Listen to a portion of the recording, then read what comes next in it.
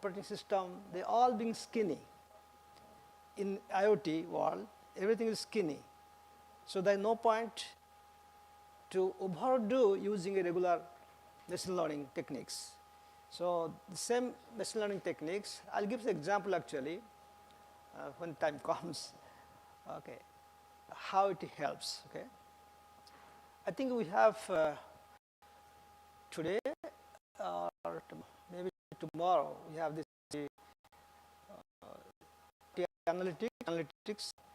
In data analytics, there's a section percent appropriate analytics. So essentially, instead of doing the full-fledged things, you can do approximation. And many applications, that's good enough.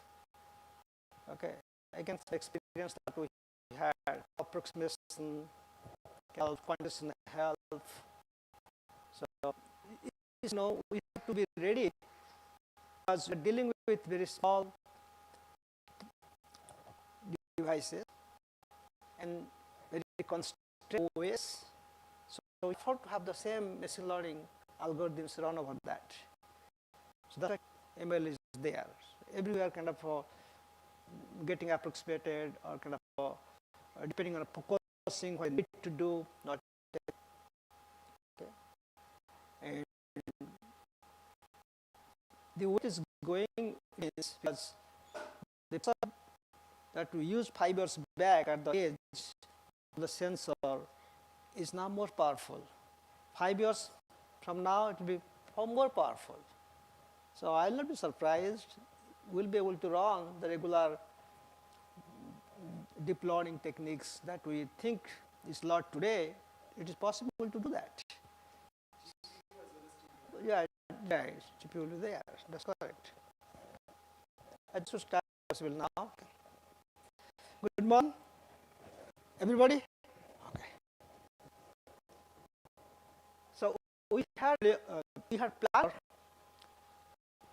one lecture of the CIOT, okay, Internet of Things. Then when I was trying to look back, I found that it is too much. So I took a step back and split that into 2 lectures. First one is artificial intelligence of things called AIoT. Okay, that will be this hour. The next hour will be talk about the cognitive Internet of Things. Okay. And this particular slides, lectures, has been based on actually those 2 references. Okay. Our agenda is we'll introduce what is the artificial intelligence for IoT, then the AIoT's progress and challenges. But that will be actually a good base when you jump into cognitive IoT. Okay. Now, artificial intelligence has been embedded in many of the devices, as you see here. I can pick just 3 examples, like a Roomba, that's an iRobot, and this vacuum cleaner maps your room layout and clean it depending on when you ask it to clean, and after being cleaned or when the power is exhausted, it goes back and to the dock and charge itself. It has some intelligence built into it, AI. The next thermostat, I can easily go and just change the room temperature, set various things from here for my house. Okay. Then Tesla is self-driving vehicles. There's a typo there. Okay, sorry for that. Okay, typo there. I'll fix all these things and deliver to you. Okay. So this is car as a thing. The automobile is a thing now, and particularly these Teslas, and there are many other players in auto industries today. They have autopilot systems which incorporate IAI. That means IAI. That means things could be anything. Okay, automobile or any of the gadgets you see, or you can even find it in the future. Okay, things enabled AI in the IoT will result into the smart things. So, in a way, we are starting actually this cognitive business today after building a good background until now. Okay? So, the smart thing is nothing, but we know that they are enabled with AI capability. Okay? So, you have these things, they generate, analysis happens, okay, then they move to building intelligence and better things are produced. So, what is AI as a formal definition? AI refers to simulation of a human intelligence process, okay? Simulation of human intelligence processes by computing entities. These processes include learning, reasoning, and correction. Learning is getting the data, finding the rules, capture that. Reason is able to design or make a decision. And self-correction means if something they see it is not necessary or is overdoing, curve correction, they can fix it. The advantages and disadvantages are very simple. Typically, AI assists human to solve the complex problems. It's pretty convenient when man and the machine interacts, and that way you can possibly replace some of the human-oriented tasks by machines which will be doing it on behalf of the human being. And most of those tasks are repetitive in nature and laborious in nature. And also, unlike a human being, a fast decision can be made, okay, when it's necessary to have human replaced. In another way, you can say, when emotion is involved, people need not be blamed for that. Give it to AI, so that let AI be blamed. Okay? There are many, but there are few at the forefront. Disadvantages are is expensive storage.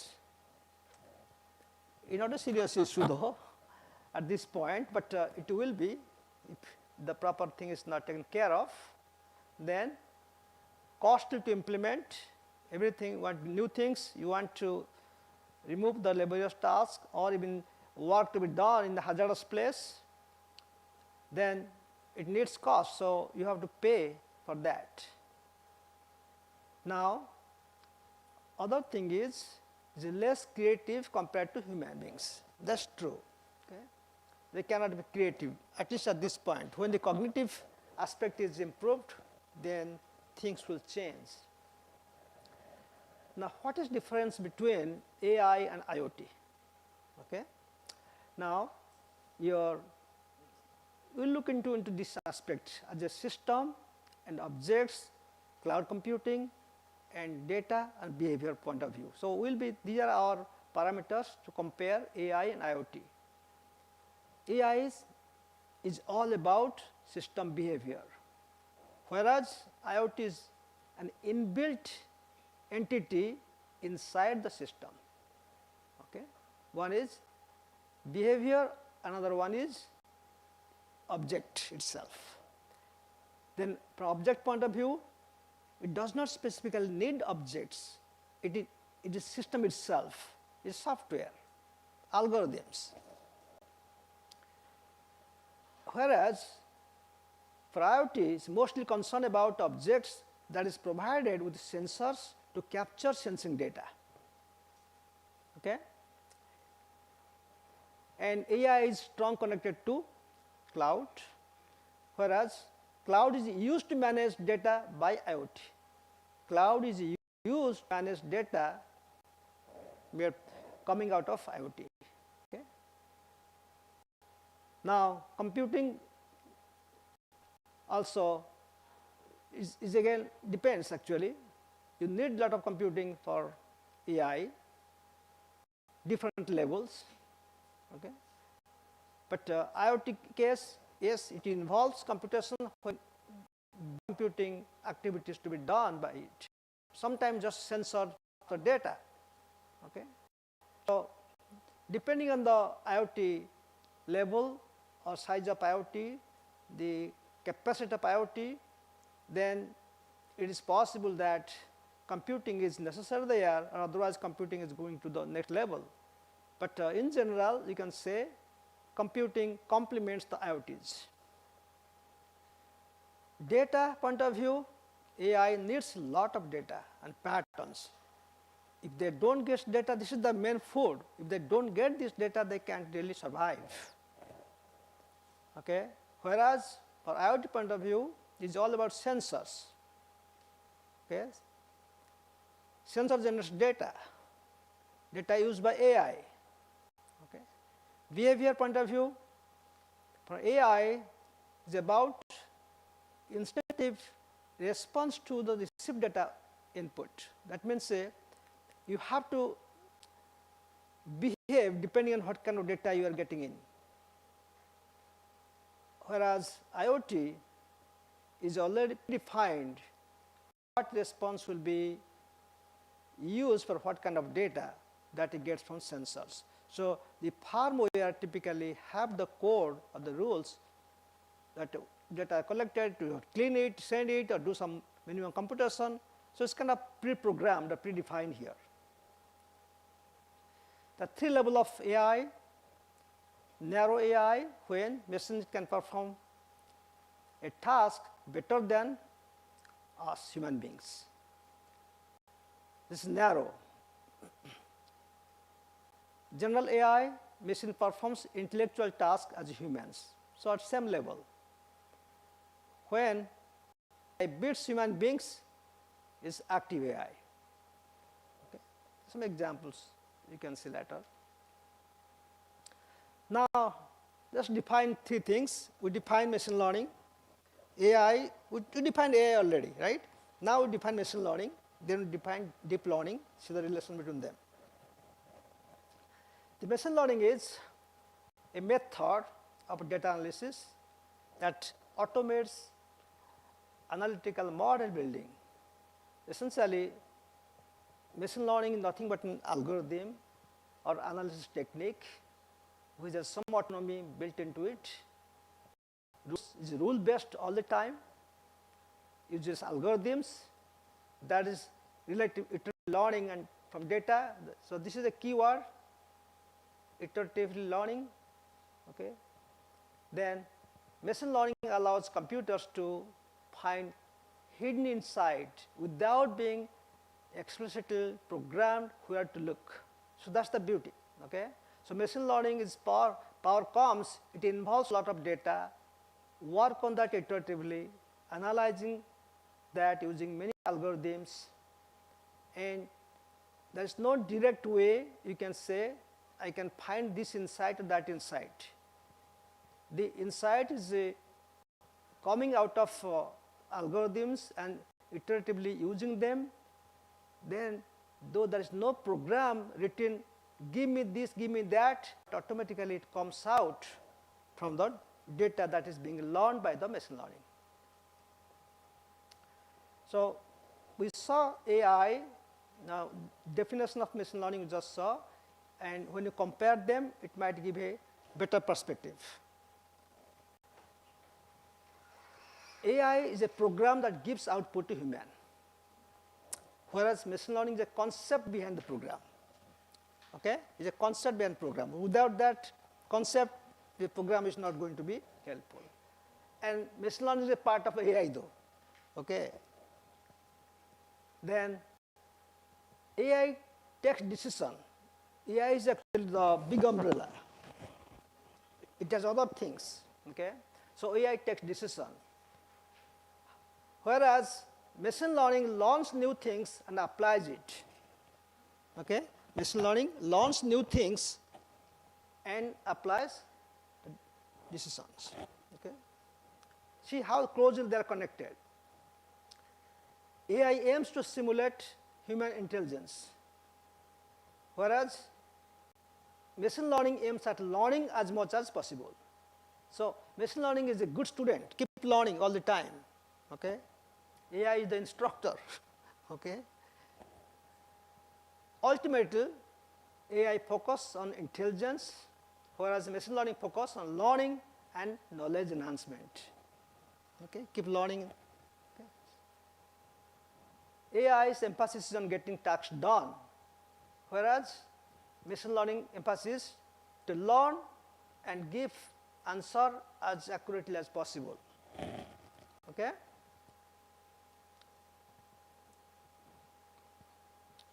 Now you can see here, AI, the big umbrella inside, you have machine learning cell, is actually onion, okay? And very deep inside, just deep learning, okay? So what is deep learning? Time has come to see that, what deep learning? In a few slides, you can clearly see all those differences and the relation between them. Deep learning is a branch of machine learning. Okay? Machine learning coming, helping AI, deep learning is a branch of that. So basically these are both deep learning, machine learning, they are all learning business, in learning business. Okay? One may be an honor student, one is possibly the first class. Okay? Now, it's a branch of machine learning based on a set of algorithms that attempts to model high level abstractions in data by using multiple processing layers with a complex structure. What it means is in deep learning, it starts getting the data. It depends on more data than just machine learning. Okay? So it is always starving for data. As much as we give, still is not enough. It's like that, ever hungry. And when you look at more data, as much data as possible, is trying to find out the abstract, the behavior that is going through all this data. So it sees a pattern. It sees a more insight which is more profound in nature. Okay? So deep learning deals with a lot of data, find the critical model or the rule being built into all the data set, brings it out, which is not possible by just simple algorithm. That's why they're using all those features and artificial neural network, okay, different, all the kind of network they're being there. Each network has been, artificial neural network I'm talking about, neural net in general. A different aspect of neural network is used for different purposes, different kind of applications, okay? And they usually have many layers because each time you go through a layer, you extract more features, okay, multiple layers. Okay? Now, handcrafted features and a shallow model in machine learning are unsuitable. That means it is possible that sometimes machine learning will fail. Then deep learning will start to take over, particularly multimedia applications and high dimensional unstructured data machine learning cannot deal with, that deep learning can help. Further, deep learning is successful in applications like speech recognition, face recognition, image classification, object detection, semantic segmentation, and natural language processing, so many things. Okay? So these are some of the example I was talking about to extract feature, then train classifier, machine learning. This is you are applying actually neural network, deep neural network GIAN, and do the same thing also. So as we always discuss a platform, okay? We have platform for AI capability. And afternoon we'll see, not afternoon, after next hour we'll see there are also same vendors provide platform for cognitive activities. Okay?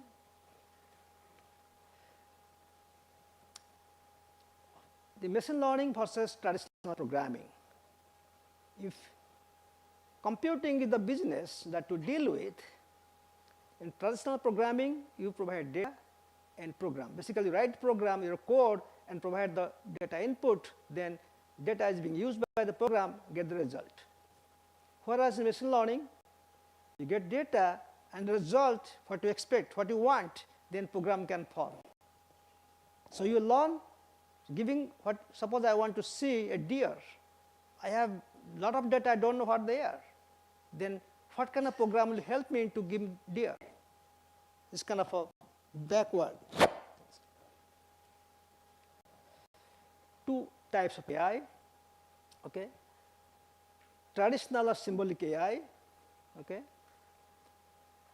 The first one is actually machine learning kind of things, okay?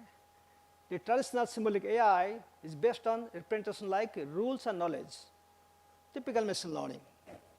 Whereas statistical AI driven by data, primarily benefiting from deep learning and neural networks. So this is a deep learning with statistical data or even just data structure, unstructured, any kind of data. Whereas this is algorithms, numerical methods, mathematically, that is essential machine learning, is this category. So this gives actually comparison knowledge-based or knowledge-enabled AI versus data-driven, which is deep learning. The basis, you need to have prior knowledge and rules. Here you don't need that, all you need data. Advantage, strong logic and perception cognition is there, whereas here it is much more objective, okay? Little human interference is necessary and crucial reasoning mechanism. We'll talk more on those things going forward. So disadvantage is actually, you can see robustness is low, okay? And when complexity is increasing, difficult to describe, formulate for the large problems, but for small problems it's okay. And typically the influence of a knowledge inventor is significant here. Now, when you want to refine the rules, given initial rules, it takes tons of iterations, which is much easier in case of deep learning. But in any case, the disadvantage of deep learning or data-driven AI approach is data incompleteness. That means you may think, okay, I have got 20 GB or 2 terabyte of data, but that could be incomplete, okay? And sometimes set of data could be different other set of data, and deep learning gets very hard to find commonness. And we call all those things as data inaccuracy. And definitely it's more costly than anything, okay? Now, back to our goal is all that given definitions. We got definition of AI, machine learning, deep learning, the relationship between them. After that, our goal is to get the AI into IoT, okay? How do we connect together? Now, yesterday we talked about 3-layer, 5-layer, okay, and up to 11 layers, okay? Now, to make life a little easier, we start with a 3-layer or 3-tier IoT architecture: perception layer, transport layer, and application service layer, okay?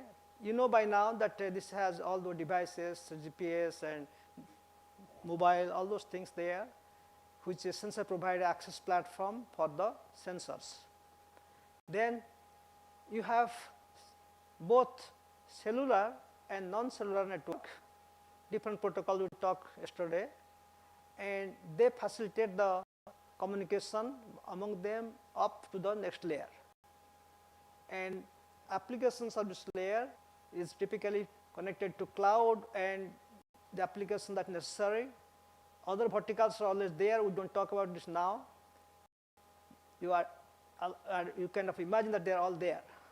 So what we have to do next is we can see how you can push AI into this layer, how to push AI next layer, and so on. Okay. Now, how do you converge AI in the sensing layer, the bottom layer? Okay. Now, one line answer is by selective sensing. Okay. There are two kind of AI we discussed before. One is a machine learning type, or let's call that knowledge enabled AI. Sometimes it's overlapping, so better call them this way. Instead of calling machine learning and deep learning, the majority way there, that's the way, but let's call knowledge enabled AI and data driven AI. We compared them already, right? Now, this is a real tool. This is the commercial tool. I believe it's open source, I guess. Then this one is in neural gas network deep learning. These are techniques, algorithms, techniques, tools, algorithms based on these ideas. So selective sensing is the fact that you have got so many sensors, so many data, so many tasks to be done. Now, it's impossible to hold everything together. Okay? So you have to be very selective in choosing those sensors from the environment, and you can open this, open that for communication. Details are given here that because of the large volume of data, types of sensors, types of data, and multiple dimensions of sensing. So it comes to a stage there could be uncertainty and high complexity in dealing with them together. So there is no discipline yet when you try to grab a particular level of IoT and deal with it, and we have to enforce some amount of discipline there. Okay. Now, when you try to put AI into it, essentially the traditional algorithms that cannot be successfully acquire the data and process them, where when you use AI based selective sensing case, it knows the capacity of the computing there. So it can only grab that amount of data selectively, looking at the priority and process it. Then select another part, kind of batch mode type. It's not exactly batch mode type. Select a bunch of signals from now, data now, from 5 to 6 sensors, then go to next batch, or they can see which is more important. So scheduling, we'll learn scheduling in the next slide, I believe. Then you can see that by building AI into sensing layer, you are selectively choosing sensors and passing the data instead of using just traditional algorithms. And the convergence of AI achieves technical breakthrough in dealing with explosive data. Okay, here is the thing. You might have heard, if you are working in this machine learning area, convergence is a very important thing. Okay? You say when to stop because you are collecting data, you are learning. When you want to stop, no end of that. When convergence is made. What is convergence? Agreement. When all of us agree to a point, oh, this is the cow, that's convergence point. So if their camera, they are picking up for images, from as image sensors, data, and they keep finding out what is this? Is it lion or cow? Now, after doing iterative operations, applying algorithms, then it confirms after so many iterations, 5 million iterations, this is coming out as cow. So somebody has decided that, okay, this has to be stopped now. So convergence is a big thing that is necessary to achieve, and you cannot achieve opening horde of sensors to jump into the game. So by selective sensing, you can control the data particularly needed. And sometimes if you don't go for selective sensing, you might be getting data from different kinds of things. Then it will be confusion too.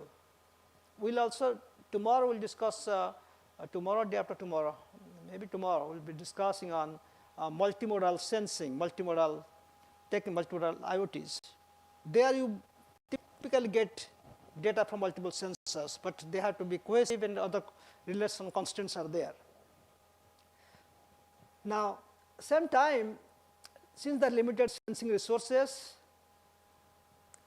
so your selective sensing is has been proposed when you want to deal with the sensor layer and to improve accuracy too. So basically same thing, we're talking same thing. Now they give me an example here. You want to identify a particular image that from the satellite, you get the top view, apply deep learning, then you found some data, oh, this is a vehicle, and you stop when the accuracy built to 96%. Now one thing, the time taken to go to 96 and time taken 96 to 97 is a huge difference. It may sometimes take more time to go to 96 to 97. So you have to call it off. Okay. Then other example from machine learning point of view is a context aware sensing platform, CMOS DEN, that is it was in the last slide. Okay, it is proposed, and that depends on selective mechanism. Okay. Second is, let's take next layer, how AI is helping in network layer, or how you can build AI and the purpose of building intelligence network layer. Now, short answer is, in the layer, what it does? Network layer, it routes, communicates both directions. Okay. So with AI, get efficient communication to happen. Okay. The routing path selection is, you need some intelligence that is provided. These are the algorithms used or picked off by the AI approach to give a near perfect path for communication. Other big network scheduling. Okay, some has been done this area. In fact, all these things actually part of the research, ongoing research you can also do. If you're interested in this area, you can grab on this research in this area. So network scheduling is a real big thing, because if scheduling is not done properly, you may hang, or you may get into collisions, you may across other issues, communication will be more expensive. So they use reinforcement learning, neural networks, machine learning to get efficient scheduling. Then data fusion and compression. Data fusion means you get data from multiple sources, you want to put them together to process. Sometimes you have data, you have to compress it to send it to help reduce bandwidth. Then on what principle do compression? How is compression to be done? Okay.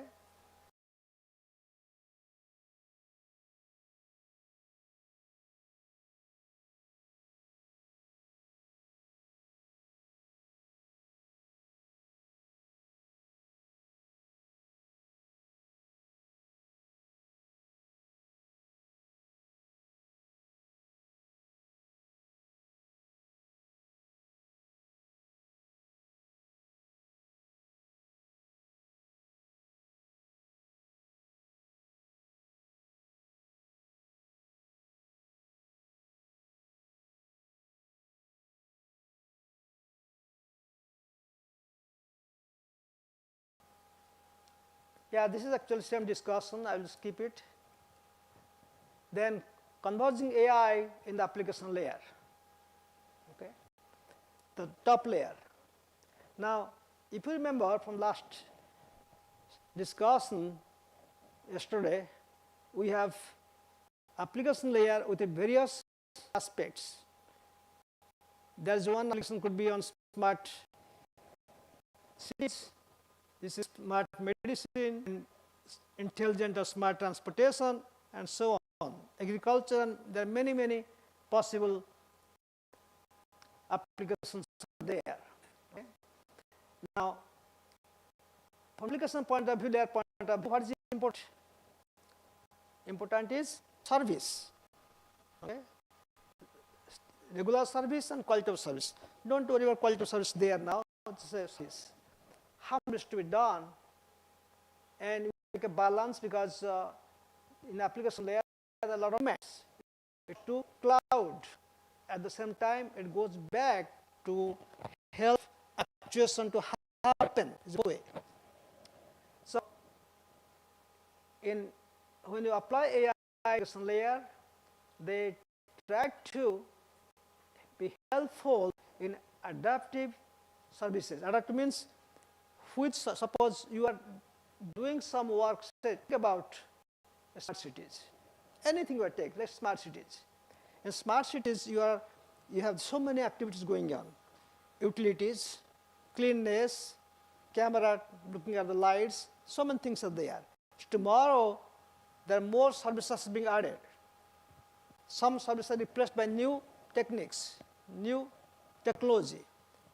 Then, is your application layer ready for that? In ordinary application layer, they are not ready. But if it's a AI powered, then they will be able to handle that by adapting new services, adding even new domain, new applications. You can add more services, meaning, correct, meaning, okay. Now, I am coming from one state to another state, a particular object, particular item has different meanings. In other words, is more applicable that, okay, suppose this is a pen, okay. Pen is easy thing, okay, everybody says pen. I will example, I wanted that seed, ajwani, right? I want ajwani. Then I don't know what they call it here, okay. So there is no common ground to call spade as a spade.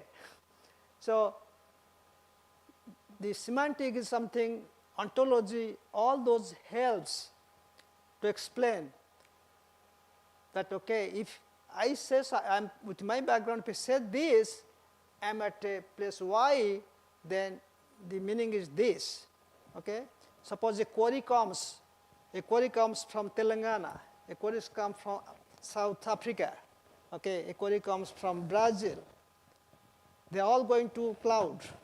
So unless we have a semantic-based analysis, semantic-based communication, semantic network built there, it's difficult, okay. Anyway, other thing is the recommendation system. There's another term you'll be hearing, okay. We did bunch of work actually in recommended system. 3 students did PhD in that several years back, and some of them use semantic. I think we built fast semantic network, okay, and we can talk later based on the semantic network. It's not the topic here, but that's something I saw industry is already using last couple of years. The recommendation system and algorithms are used for discovering relevant products and services by users. Can you give an example? What it means by that? You know, where do we use recommending systems? Netflix. You saw some movie, you rate it. I want to see a movie, but I don't know where to start. Then I get a recommendation by others. Same thing in Amazon, also doing same thing. You want to buy something, you look at how many people liking it, all that, okay? So how it is relevant here? Well, it's application layer, those services, that's what Netflix and Amazon do. systems, recommendations, people recommending system, recommendation system, the recommendation system and algorithms are used for discovering relevant products and services by the users. Got it? Semantic web technology are employed for semantic annotation. The difficulties are talking about converge on particular point. We should not think this is apple, you should know this is orange, that don't work. So the technology are employed for semantic annotation and reasoning on data to build interoperable IoT application. See, why interoperability word is used here? The interoperable word is used here because it's working. If you fail providing the meaning, a common answer through meaning, it should not be you and me tell apple as orange and grape. Okay, so we should say apple as apple. Okay, so the interoperable provision is essentially saying, okay, we all agree that no confusion. If I pick a word at any part of the world, its actual meaning is understandable by the user. Maybe an image comes, it look at the image, and to my query, it answers in my language, to you in your language. That's possible. Okay. In general, both knowledge-enabled and data-driven AI, basically both machine learning and deep learning, have been widely used in information mining and recommended systems and have shown extremely high performance results that is appropriate for the application layer. Okay. So what is the state of art in this area? Well, in AIoT has got 3-layer or 3-tier computing architecture: edge computing, fog computing, and cloud computing. Okay. You might be already seeing these things in any wireless network class or just network class. Now, all this essentially has been augmented with IoT activities. If time permits, we'll see. I have a sort of slide on fog computing for IoT. We'll see if it's possible or not. So this looks like this structure, computer architecture for IoT. This is a architecture for IoT. Okay, it's the edge computing layer. You have all those gadgets, okay, objects, sensors. With sensors, they are there, and you have a fog computing layer. Then a cloud. I think all of you are familiar with this structure. This is nothing new I'm showing here. What is new is how AI is being held there. Okay. Now, for sake of IoT getting a force into the business, they mean to, the cloud is a elastic computing resources. Why elastic? Depending on your need, appetite, you can get it. Okay. That leverage all data from registered devices in IoT applications and only train those things either deep models, okay, so that you can have the proper abstraction of your data given to you. Now, what happens fog computing? It does more or less same work, but it is closer to your sensor or objects. So that way, it brings storage computation. That's what exactly it does too, close to the ground. And bringing closer to ground, it offers low latency because you don't have to go all the way to cloud, okay, and sometimes you keep weight there, view there, and there are more in fog computing. You have got more number of fog nodes connected to the ground. Ground means the sensor layer, okay, or object layer. You get low latency and also improved security. You don't get 100% security secure, but you get better security compared to if just cloud, no fog. No fog means this goes directly there. This means sensor goes directly there. Now, In this architecture, IoT architecture, you have cloud, fog, and edge. And everything is the computers, computing power coming close to the on the level on ground. Okay, we call it edge devices, nothing but your actual device sensors and objects that has sensing capability, computing capability. So obviously, as we going down, you have later reduced latency, network bandwidth is reduced, your privacy also very improved. This is the perceiving. This is the perceiving means how to feel from sensing layers. Okay. This is the fundamental of our IoT system. What notice here with respect to IoT, okay, I can read from here. This is difficult to read from that side. Okay. Or maybe I come here. Okay. Now, this is let's go from left to right. Okay, this is generic sense understanding. Okay, you have image classification, object detection and tracking, semantic segmentation, and text spotting. They are very powerful, very standard services is being used. Do you know what text spotting means? You're giving a picture advertisement, you have to capture the text. Okay. Then human-centric perceiving means you have biometric recognition, person identification, human pose estimation, yoga and exercises, or even senior facilities, human action recognition.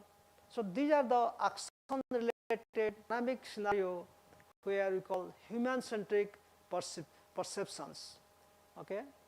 Now, you have natural language processing, speech recognition, multimedia analysis. Okay. Now, what it says, this what you see here are some of the tasks that intelligence are building off for IoT. First of all, these tasks are IoT related, because when you do all these things, you have a camera there. It takes the still picture or videos. Same thing, you have mostly static pictures. Camera, the pictures, images, analyze those things. Speech recognition is kind of dynamically talking, it's moving things. Natural language processing is the next level, built with AI, language translation, many things like that. Okay? And depth estimation is very useful in applications for when you try to move, and you means not necessarily you, suppose you have a automobile, a car is moving, then how does know it has camera, nobody is driving it, how know that it is a 1 meter deep is there, or it's kind of a plain land. So that's coming along with the other aspect of automobile, self-driven one. Okay. So in a way, all that you see here and much more like them, they are actually called perception layer activities. And that is fundamental for you to start. You build, just like we discussed that, okay, in sensing layer, how you can build your AI into that, selective sensing and all that. So those things you can do here actually. Now learning in IoT. So how do you learn in IoT? Now let's look at the picture, okay? You find several learning techniques. Supervised learning, unsupervised learning, then you have got self-supervised learning, then few shot learning, zero shot learning, we'll talk on the Friday those things, then transfer learning coming between them, and when it is combined to semi-supervised learning, okay, then there is one reinforcement learning, then this is a federated learning that is distributed modes for your IoTs. We worked quite a bit on this area too. The new thing is coming last year or so. Again, we possibly second or third group in US or maybe world that we're looking into this called incremental learning. Incremental learning means you have either any of these techniques, all of them maybe, the learning, given some the learning.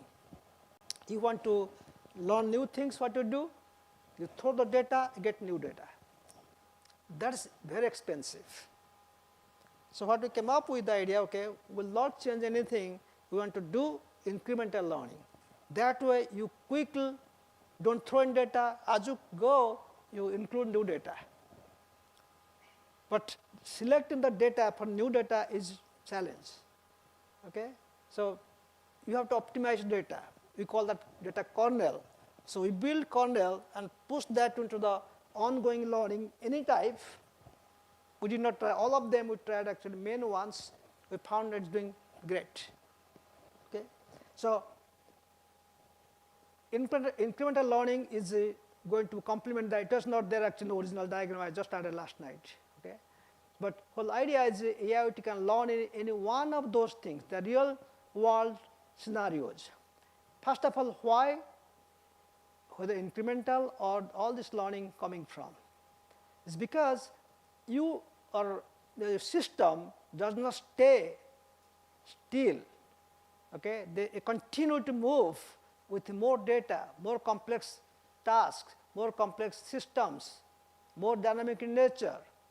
So any idea we push for fixed model, they cannot stay the same way as data ecosystem, they vary. Okay? Now we need to allow those IoTs with an ability that you not only learned, but you will keep learning. They call lifetime learning, okay? And evolve with response for the changes in the surroundings or ecosystem. So these are the few research topics in machine learning for IoTs. A lot of work has been done in this area already.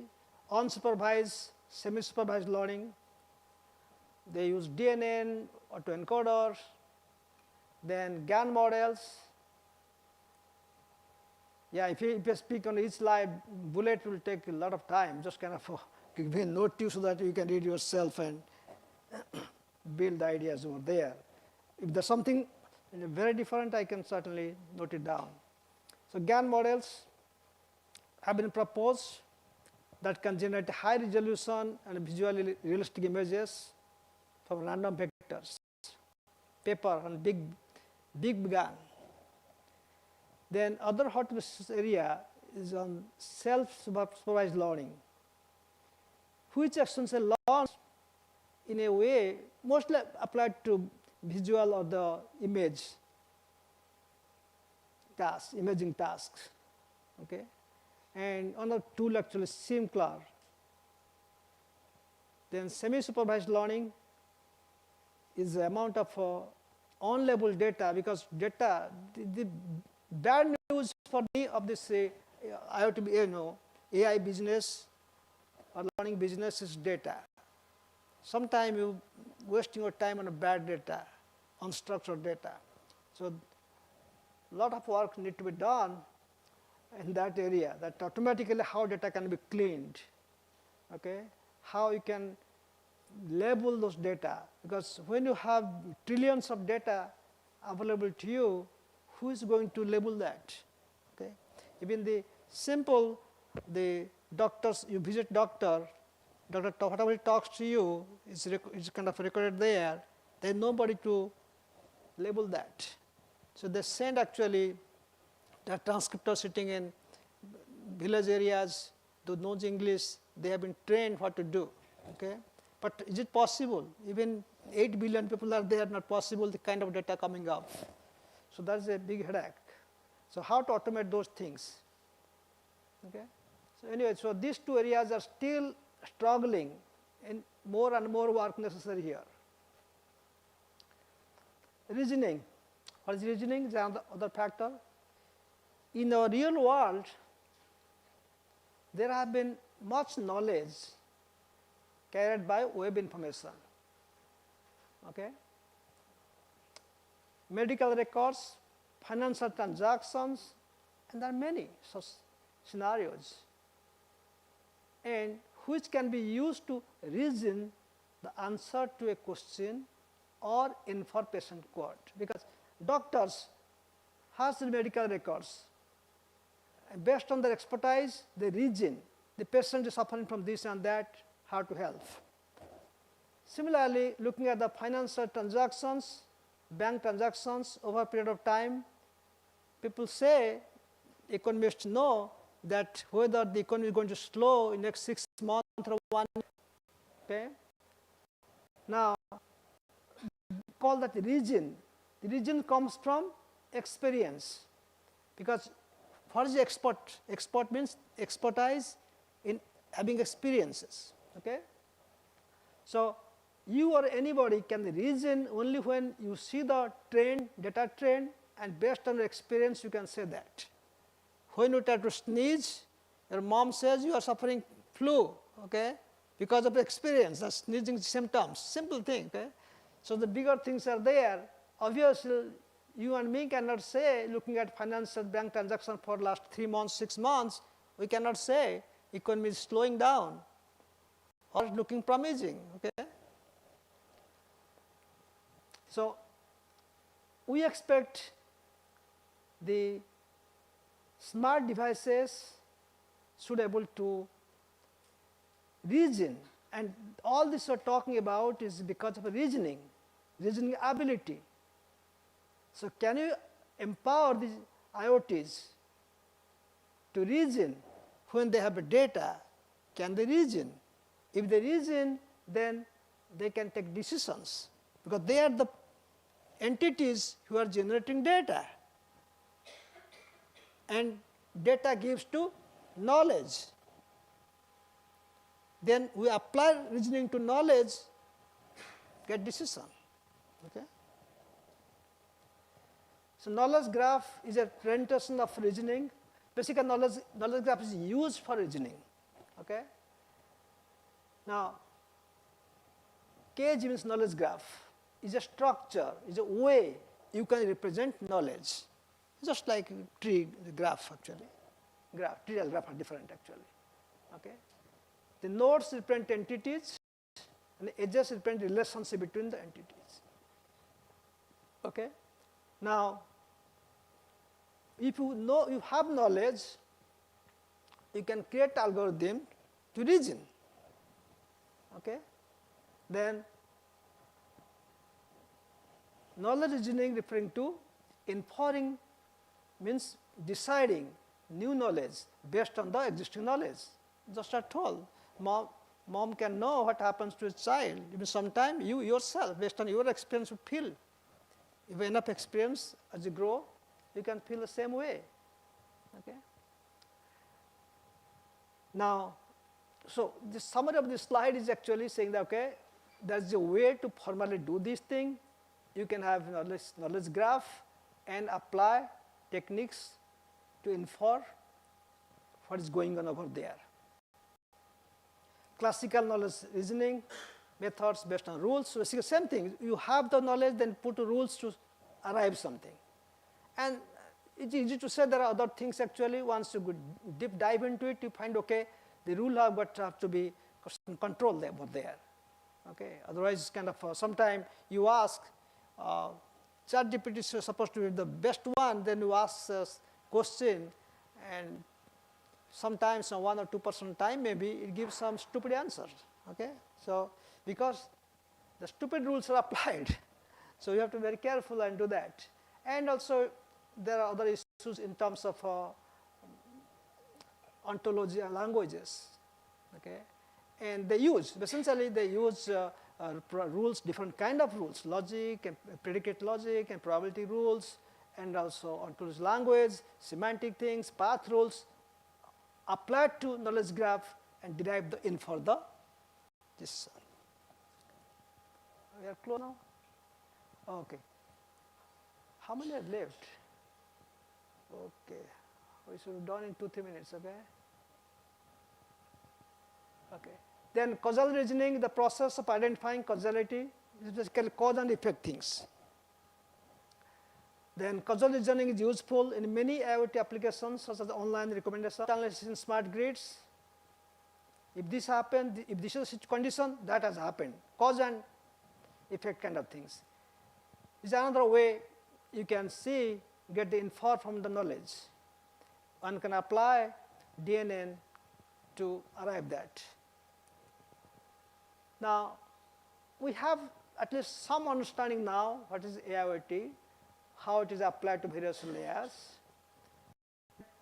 We learned that, okay, given those data, we can have a knowledge, we can build knowledge graph, then we can apply rules to get a decision on what is happening from based on knowledge and data.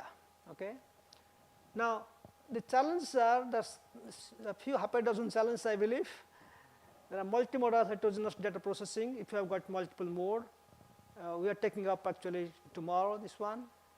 Then deep learning on edge devices, because limited resources there. So processing streaming data in real time is a challenge, how to do that.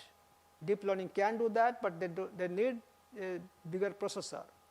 There are ways, approximate computing and things like that can help, but this is a challenge now. Then computational scheduling in the IoT architecture, just like network scheduling, networking, all those things. That's still a problem. Big and small data for deep learning in IoT. So same thing is similar to this actually. Data monopoly is another way. Now there are a lot of new startups, new business coming up. They create data, name of proprietary, they don't share data with anybody. That means they build data, they don't share, so they have all the data. Other people cannot do that, cannot match with them. So there's no rule, no policy say, hey, you give the data to others. So that's a serious concern to the community. As usual, this you will find every time something comes up, data security and privacy. Growing energy consumption, imagine 7% of global usage of electricity is used by data centers.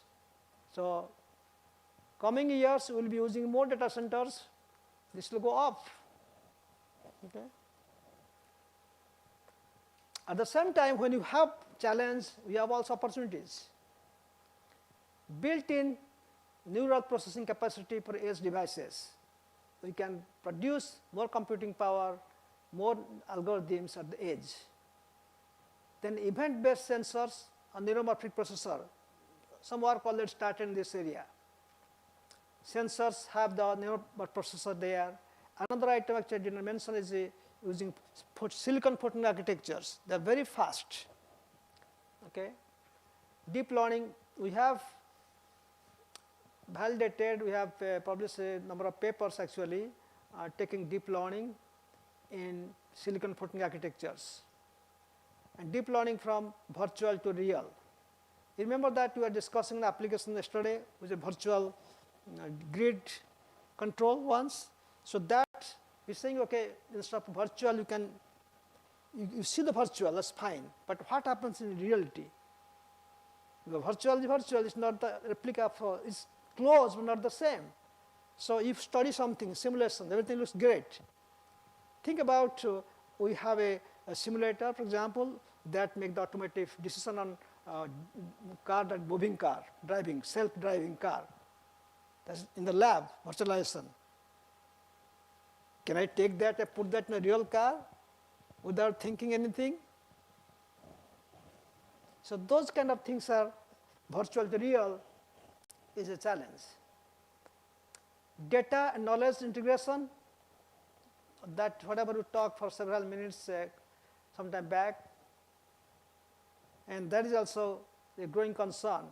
Okay. Privacy to preserve in deep learning. So the conclusion is, we discussed few architectures, technology, and relation between machine learning, deep learning, all those things. And there are so many learning techniques available, unsupervised, supervised, semi-supervised, reinforcement, and incremental learning. They are all, so it's not possible that anybody can give you a lot of things in 1 hour, but at least now your antenna is up. You know that these are things happening, the relation between them. You have some clarity at this point so that next time you read a paper for you, then you can easily connect. It's better than saying nothing and wondering things. Okay? So in future, it is possible that we can empower the AI technology and with all those knowledge and inference capabilities. Though we have something there, but we have to take it to the IoT level. And it has to be resolved at a fast rate with a high speed. And we can call that the green technology or whatever. Okay? And to keep the IoT's applications safe and help the world to move further. That's all the question. Please, questions, please.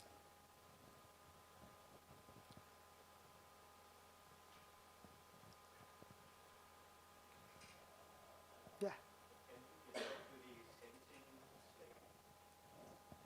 Sensing slide.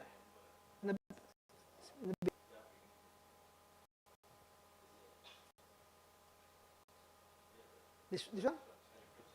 Yeah, yeah. This this one, right? Yeah. This.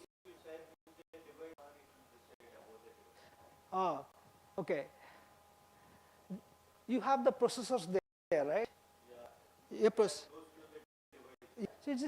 This selective sensing will be is an algorithm typically. Okay, it's a software that will be added to the operating systems. Okay. Mm-hmm.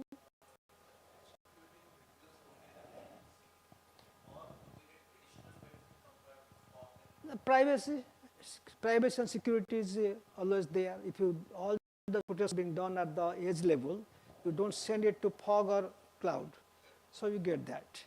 So many real-time applications, it's all bit there itself is possible. And sometimes it's not that you always need real time. You have variety of tasks to be taken care of. Those are low hanging. Those can need definitely for real time. You process at the edge. And certain things computers can go and come back from either from the cloud. It can wait for slow responses. Let it go. So selectively you can choose not this selectivity. So basically the idea is at edge level you can keep what you can do at edge level depending on the computing power. The rest of them can go up because anytime you send up, it consumes bandwidth, it consumes energy and increasing latency. But all applications, all tasks cannot afford all those things. So whichever can afford, it can go. Like balance between how much will be done here. If you have got more scope to do things at edge, do it.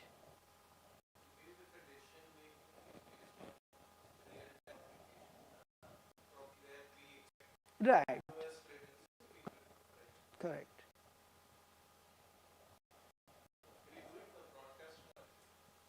Yeah. Yes, broadcasting is easy. So basically, for broadcast, you use the network layer. Okay, network layer is computing to the network layer. So that will be broadcast.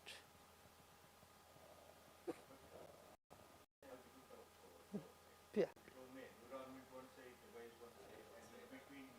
Yeah. So physically it looks like that to open things, but they're all together, right?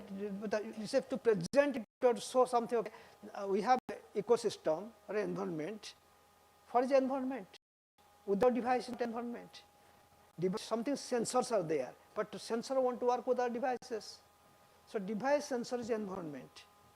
Then you have to have something sitting on there and doing selective sensing. So they're all one, but to discuss, to explain it, you're showing them different.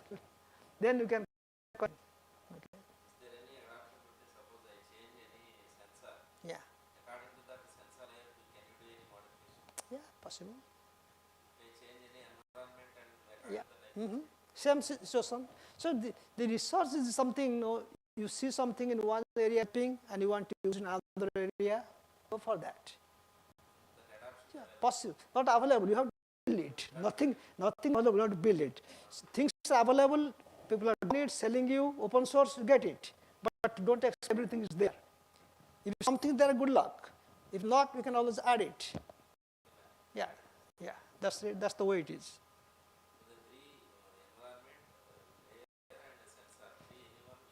You can all the three things. Okay, you can configure network. Okay, you configure chain devices.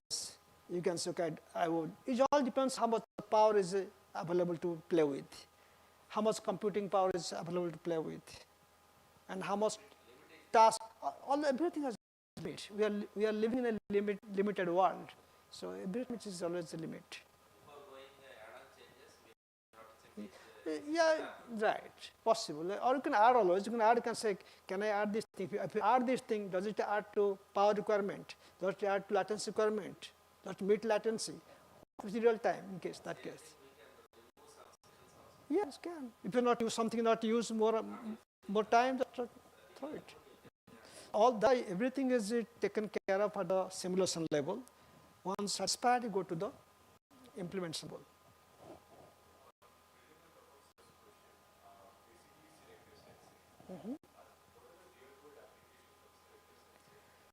Now, at the sensing layer, you have many devices, and you have got many sensors. They're all coming up with data, and this data has to be either processed there or to go up. And the trend is the amount of data being generated today is just more than enough that any amount of bandwidth you allocate, then it won't go all the way. At the same time, all those basic tasks, they need not be done at the same time. And some tasks can wait to be handled data processing. Some objects has to be taken right away. We have a better scenario between device, data, demand, in terms of bandwidth, latency, or all those things. So there's some AI agent has to sit there to look everything and process it. That is selective business. It selects certain devices, sensors, and data to process now, then other set process then, real-time things taken priority. So that's essentially saying that.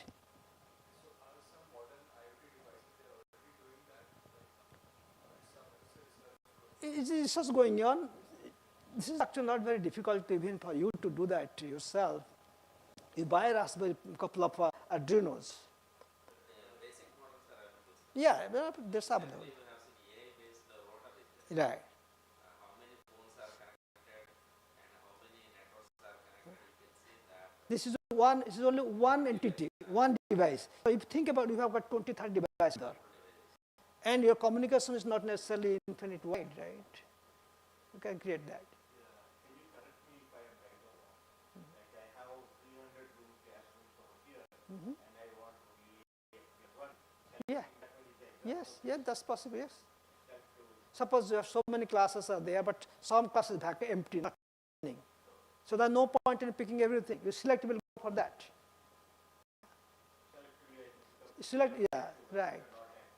Yes, there are other algorithms like, selective based on demand, selective based on priority, selective based on real timeness, many things. So you choose algorithm, then you go for that.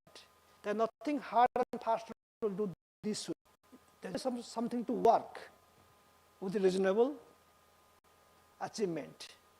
As long as you don't violate the other rules, don't be deprived, that's validation. Fog computing is fog is between the edge and the cloud. Okay, so when we deal fog computing, we have to look at how much computation can be done there. because for fog also the communication from the edge to fog is the wireless sensor. You might have some wire connections at the edge level, but not from edge to fog. So again, you have wireless communication there. But imagine the fog. Why they call fog? They call because cloud. Everybody see cloud up, but in winter season and some other rainy season, you find its clouds are on the bottom. We call that a fog. So it's like cloud. So whatever doing in the cloud, we are doing next to you. That's the only difference. Close to you. So if you get that clarity, then you know the answer now. When we are doing edge computing means we are doing at the edges. At the ground, on the ground. And all these nodes are connected to some gateway or something else. Right. And then Sometimes fog could you get away also. Fog could you get away. Yeah. Cloud. And many times you don't have to go to cut down if the computing power level, you're doing the fog, do I with the things, tasks. Okay, thank you very much. Yeah, we'll take some break, 10 minutes break. We can start, 11 o'clock. That's okay. Yeah, we can take till 10, 12. Now we have 10 minutes break, we can start. Yeah.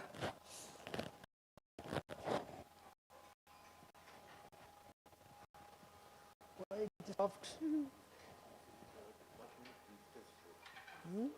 Oh, but I'll sign it. I'll sign it tomorrow. Is something on disconnect? How? Oh, computer got off? You have to plan the next. Oh, hello, hello. You working?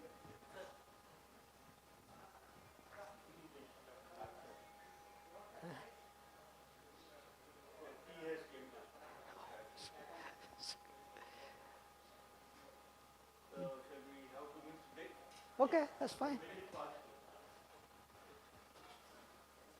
Yeah.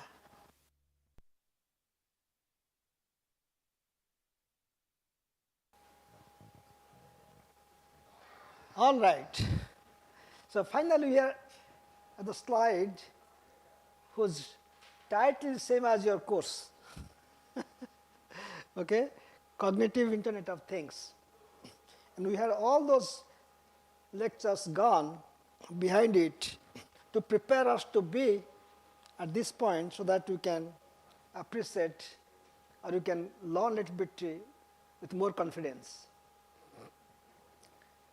Evaluation computing has been there since a long time, more than 100 years now. So we have been seeing it, and we're coming from this device to all the way.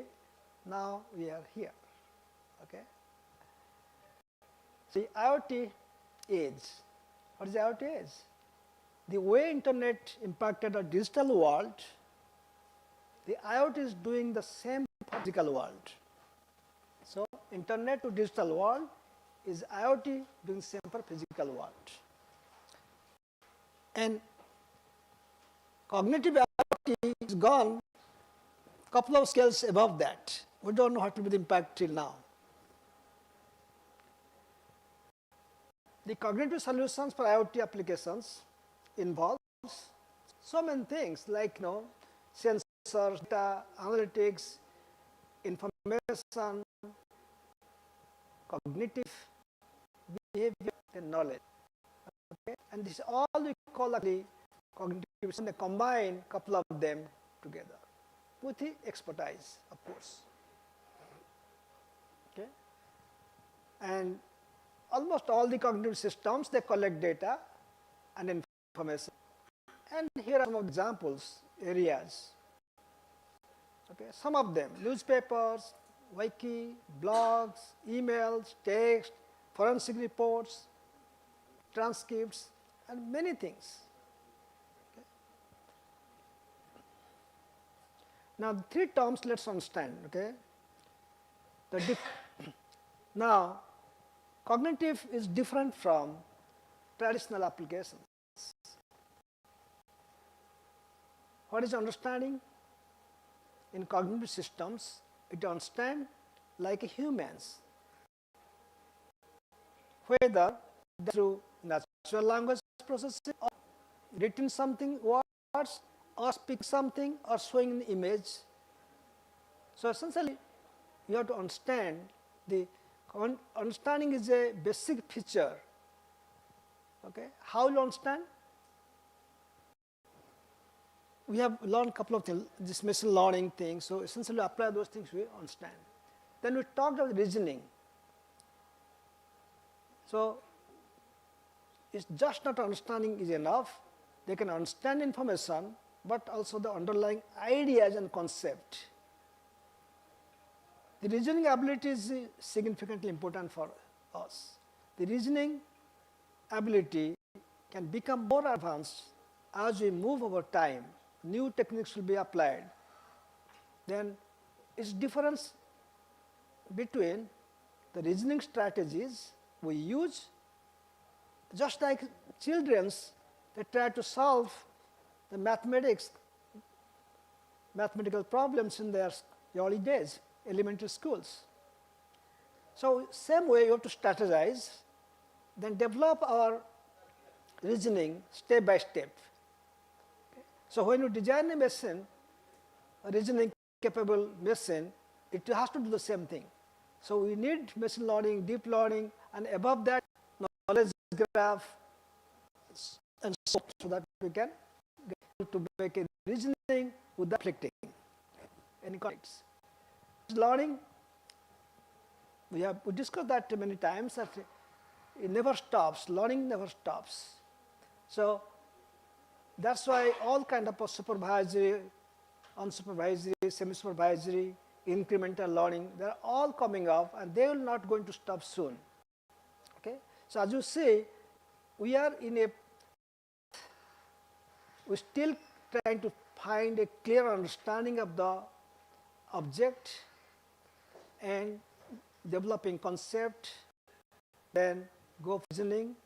It has to be more refined, and learning never stops in this, which are pretty much important for your cognitive IoT.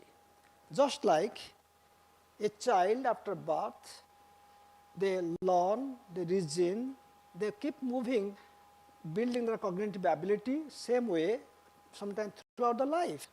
We do that, okay, same way. You design a cognitive system, that should be exactly the same, not that you design something, it stops doing, it learns, it does everything, it's done, okay. So it's a continuous promoting and keeping updating itself with new architecture, new algorithms, and self-evaluation has to be there. Now, cognitive is driving new capabilities. True, right? Just like when child was growing, oh, we became so happy. Parent happy is walking, laughing, talking. Okay? Anyway, new capability for an engine that you have to make with a new capability is something like that. Little fun about cognitive IoT applications. They're very rudimentary. Okay? Suppose you step out your home. Say, I step out of my home, and the home power, electric power, turns into a power save mode. Then I step into the car recognizes me. My car's seats are automatically adjusted. My favorite music station is set. Playlist started. The news aggregated is displayed or can be told to me. A dashboard can be read by somebody. Okay. I'm traveling, then it tells the weather forecast of my destination or on the way. All those necessary things comes itself on my way. And if I pass by a mall, then the car reminds me anything I have to purchase that was previously stored somewhere. And I sync my digital card so that the purchase can quickly. And we need to move around and finding things that we need to bring into the cart. and I come back to the car, I start interacting with her in natural human language instead of typing number or address where to go or such things. Then I ask for good places for lunch, which I have not visited. So based on my previous experience and cuisine preferences, rating from third-party sites, set of recommendations are made to me, I choose one of them. Then GPS devices are synced based on my response and direction changes. An alternative route is selected if there is a traffic congestion somewhere on the way. I have lunch, I don't need to carry cards, I am being recognized, then I go and best credit card of, after checking all available offers at the restaurant comes to, then I can choose to use. So my digital wallet knows this thing automatically, use the particular card that benefits me. I come back home, lights are back, all device started, then I say good night, lights are dimmed, and the clock is set to wake me up at 7 o'clock. This is just kind of a fantasy. It's not real fantasy. They are very much already there kind of things. Okay? This seems like maybe 5 years back fantasy, but now it is all so common now. So what is cognitive computing? The cognitive computing refers to a system that learn at scale, reason with purpose, and interact with human naturally. Simple, okay? Learn at scale means it's not that learn this much and all the time it learn this much. It learn and learn and learn, it expands its scope. Reason with purpose, not a random way. It will reason with a for clear reasons, clear purpose. Then interacts natural, just like human being is not machine to machine, machine to human. It's like no, as if human. Rather than being programmed, they learn and they reason from their interaction, from their experience with their environment. This is a definition John Kelly said and I did. So these are the features of cognitive computing solutions. Okay. Now these are adaptive, interactive, iterative, and stateful, textual. Let's look at them. Adaptive. Adaptive means it's going to mimic the human brain to learn and adapt to surroundings, just like a child does. Okay. Learn, adapt. That's the feature necessary for your cognitive behavior or cognitive quality to the system. Interactive, interact with all elements in the system. Like a system is defined as processor, device, cloud, and user. Okay. Could be visual too. Okay. Then third feature is iterative and stateful. Remembers previous interaction or experience in process and suitable information. Okay. That's iterative features. Contextual, they identify contextual elements such as meaning, syntax, time, and user profile. And it is pretty important for any cognitive system. That way, you are not doing some misguided. What are scope of cognitive solutions? There are several scopes. In fact, a few of them are engagement. That is ability to develop deep domain insights and provide expert assistance. Okay. Capable of making decisions in an automation using reinforcement, and all it goes very more. You should remember previous interactions in a process and information. This is your discovery. Again, as usual, for various things are given the providers, actually cognitive providers, platforms that are being used. See, they're all cognitive. Same, Google has DeepMind. This is a small company in Texas. They are also pretty popular in this.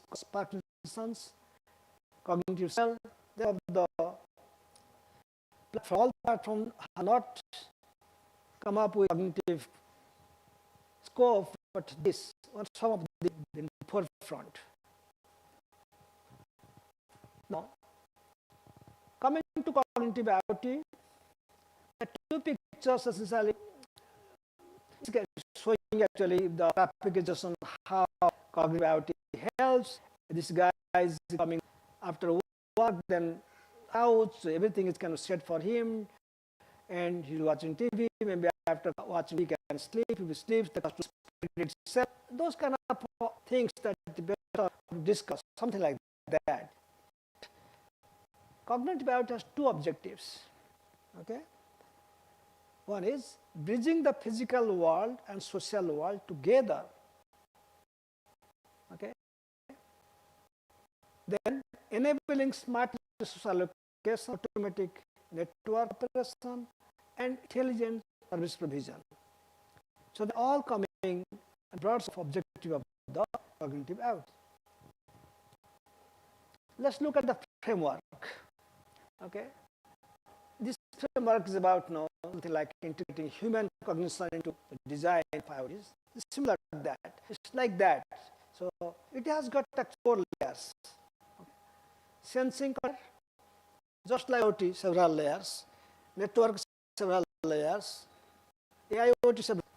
We have for cognitive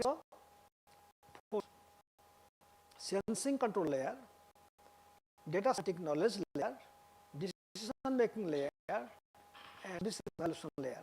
Put each of the layer and see the scope.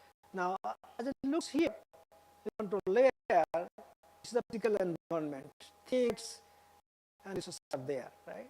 And is giving the perception, sensing things here, getting data and heterogeneous system, and sensing could be large scale, which sort of sensors are producing data is catching off. Okay. Now, at the same sensing layer, the feedback coming from top here we call action adaptation.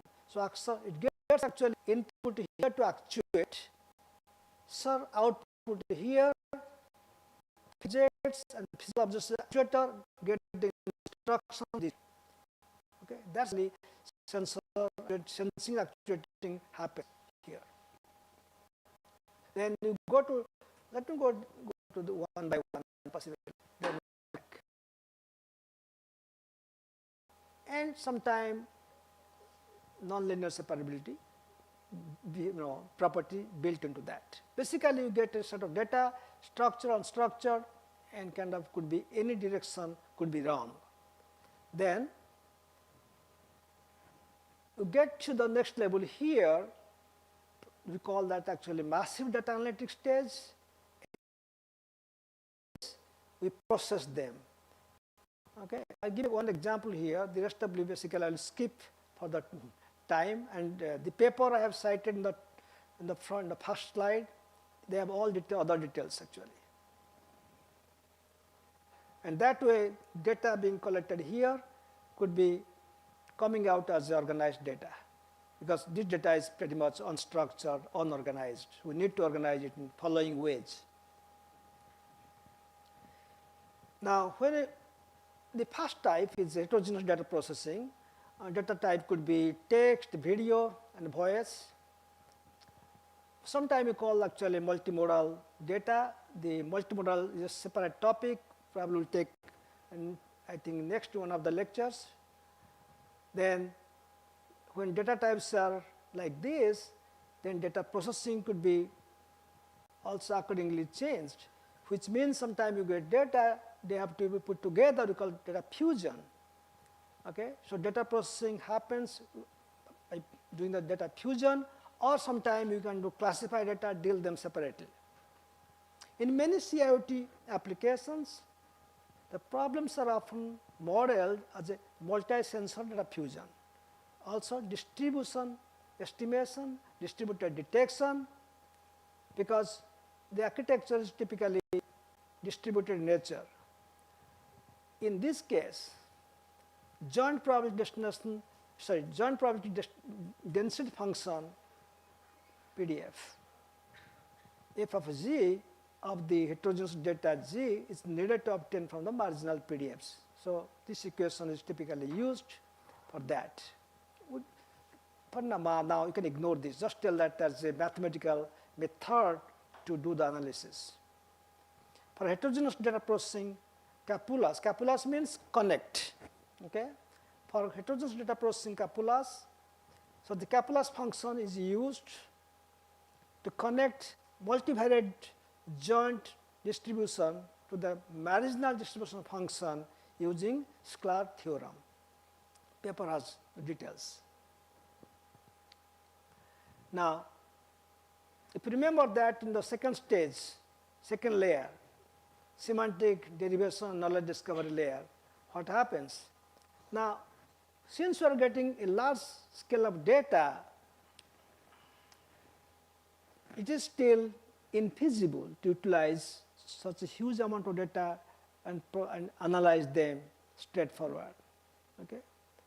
And if you try to do that, first of all, it's complex, then you will be inefficient result out of that.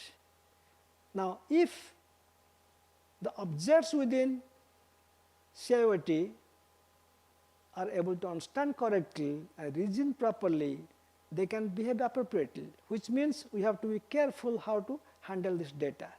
Okay. Now, future smart traffic signal, in the example, future smart traffic signal light, they don't have to have a light for sake of physical light.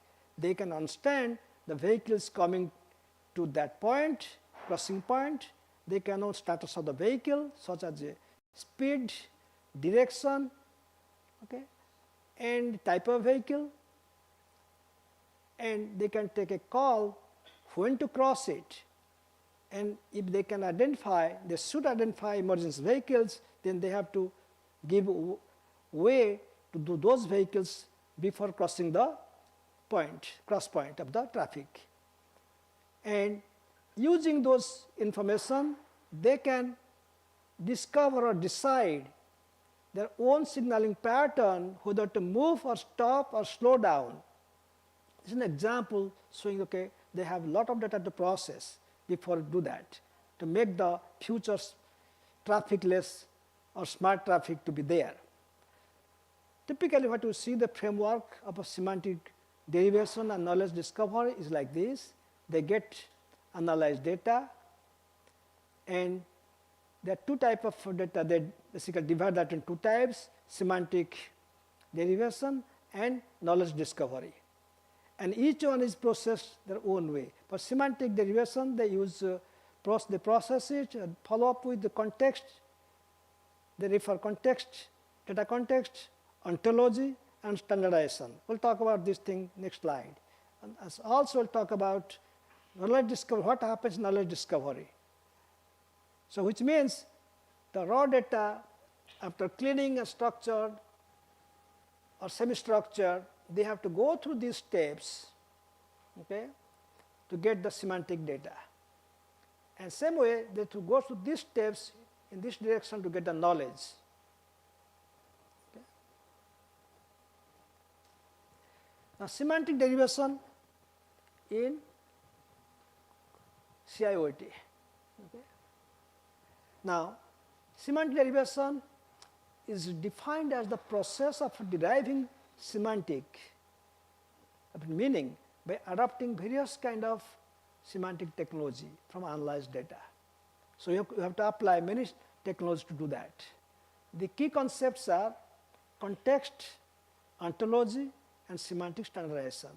So what is saying that to get the real meaning that semantic, we should consider these three things at the least. Okay? The context is any information that can be used to characterize the situation of the entity, such as place, time, location, all those things, or identity, things like that. Okay? And since the source contexts are massive and heterogeneous, there is possible that we can get into identical situations, and that should not override the intention. So there is some way to come up with a unique semantic, but sometimes not possible. We might get a similar semantics. Then you can discern those things in a different level. Then next one is a ontology. So ontology is a formal and explicit specification of a shared concept. Okay? And this is conceptualization means it refers to actual abstract model of some phenomenon in the world by having identified the relevant concept of that phenomenon. Don't worry about if you can't digest quickly. So ontology is about, okay, you must have seen like ontologies for birds. So that different birds, it's kind of everything about a particular domain has been clearly titled.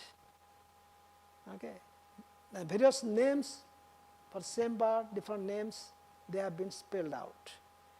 Sometimes ontology is available like a tree structure also, sometimes in vertically labeled also.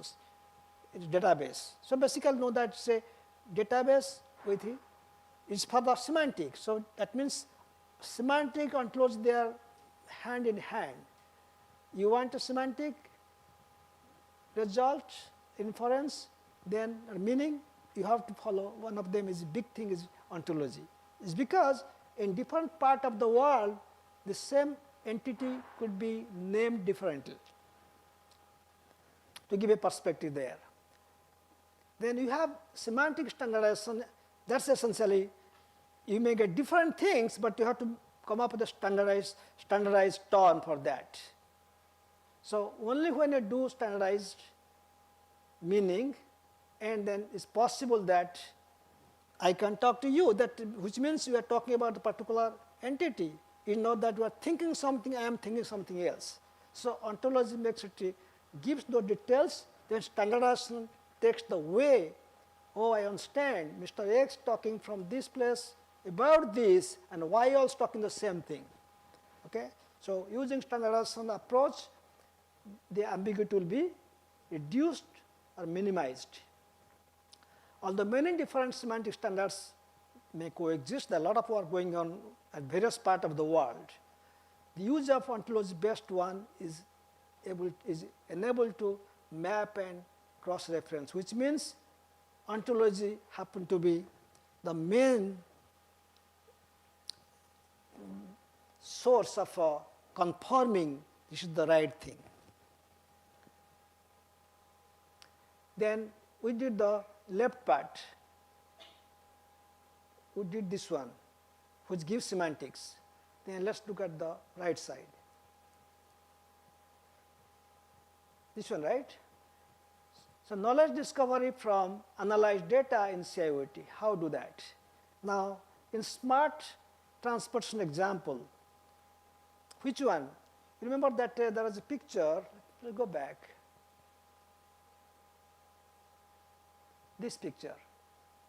Okay, people are going. There's traffic. Still, it's kind of a standstill. They're going slow.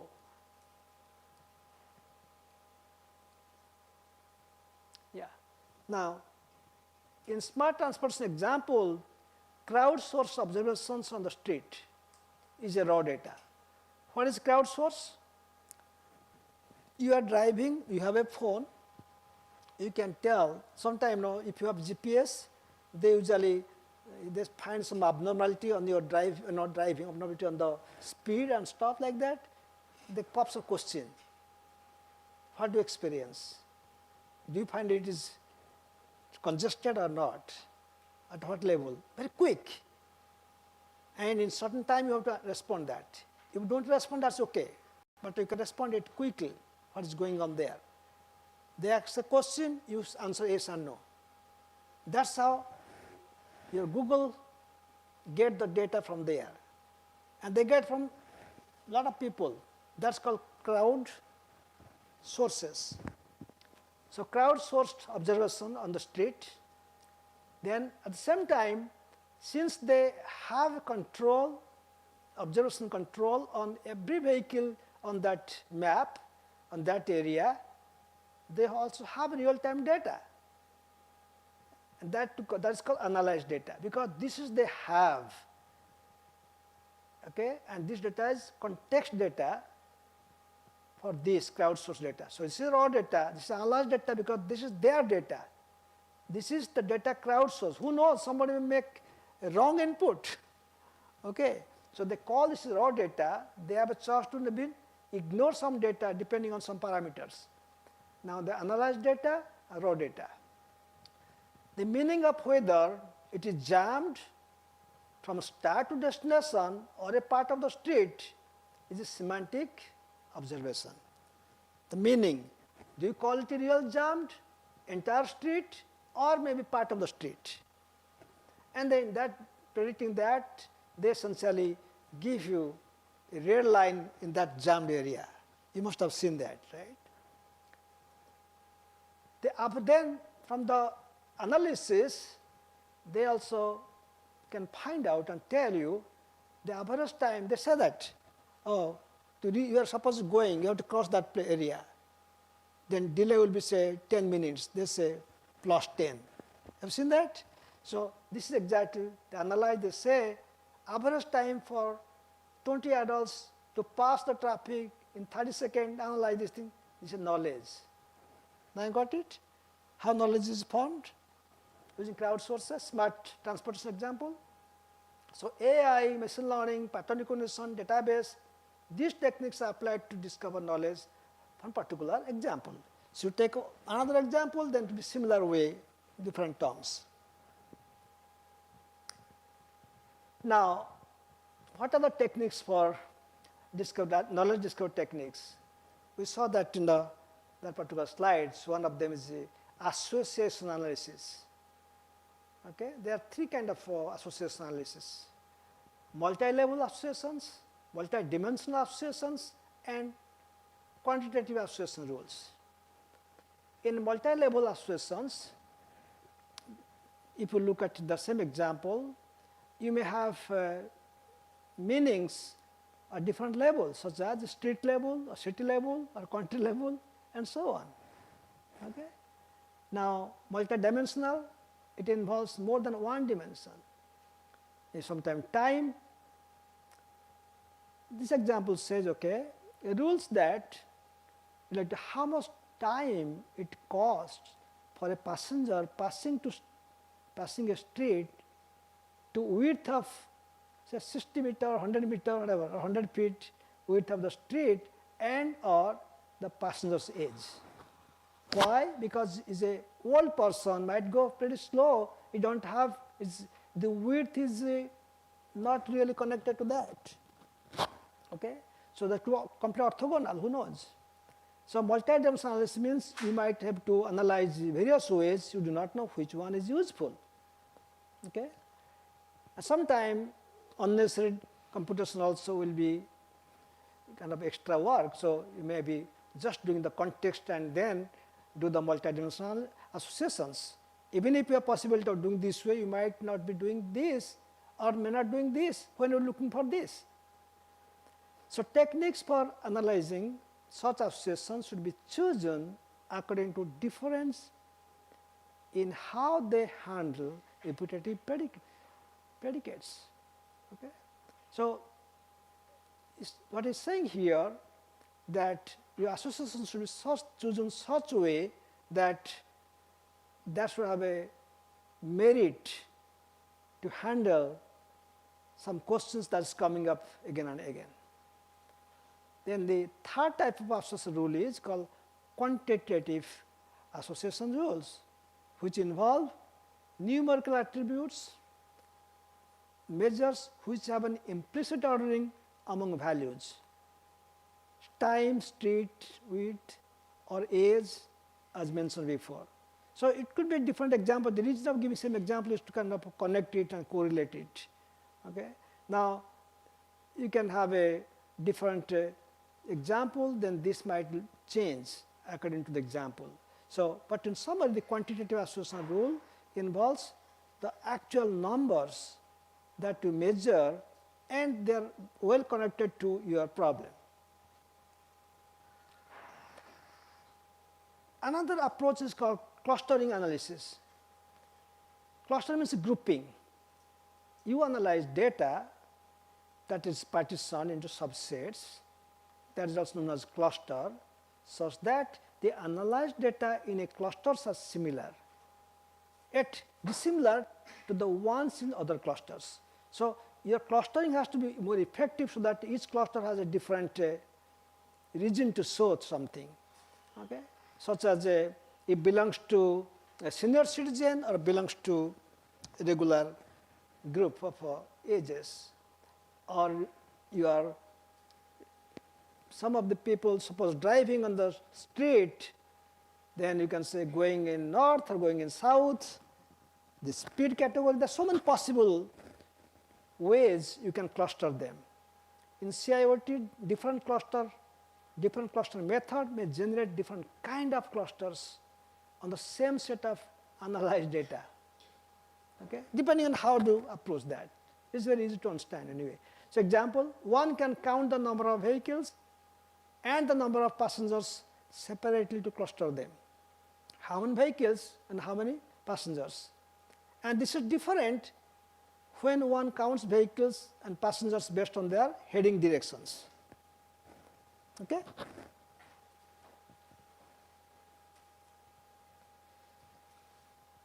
Knowledge discovery also possible to outlier analysis.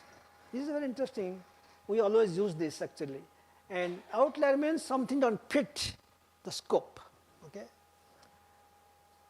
When some objects do not comply with the general behavior or action model like others, these objects are considered outliers.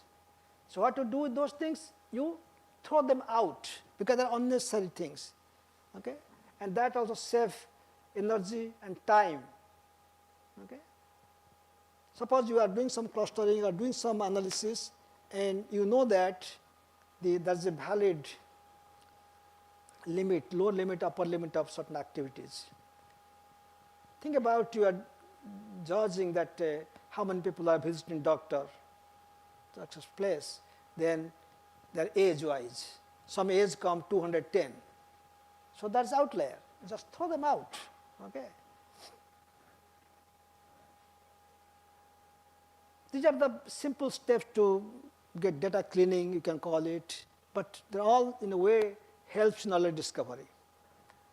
Now, intelligent decisions is basically making for cognitive IoTs.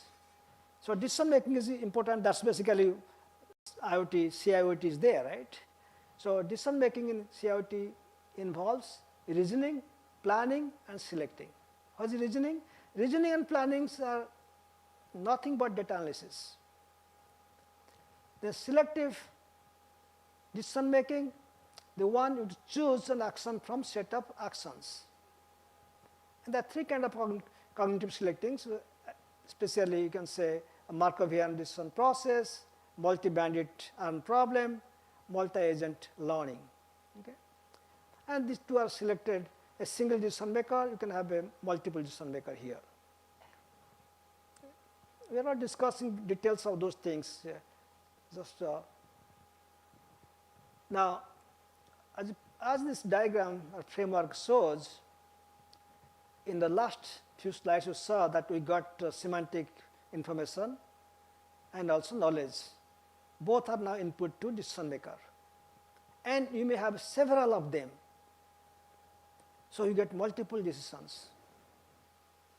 Then you have to apply which decisions you will be choosing from. Okay? So it's talking same thing actually. Semantic information generated from semantic derivation, while knowledge is obtained from knowledge discovery, and they are given input to multiple decision makers in CIOT. Selections of the decision makers is interactive. Basically, you can choose which one. Okay, to capture the interactions among multiple decision makers, one would formulate the problem of cognitive selecting game. So when you have got multiple possibilities, you have to make a game theory to get the right ones. That's a standard technique for, in AI. Okay? It's a formulation actually, and we have not included any of the solutions because there's so many possible game theory can work. That is also another research problem. Okay? So what are the limitations of cognitive computing? Okay. Limited analysis risk is going along, it will go a long way. Due to culture, socio-political influences, you can analyze certain things. Okay? If you are doing something about population related things, then you may not say age could be a reason for employment staff or a particular category of people be included, and that details could be also provided to analysis that might be offend, and the political people, they might make noise.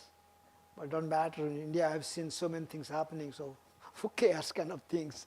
But when it comes to industry, comes to some business, one has to be careful. Okay.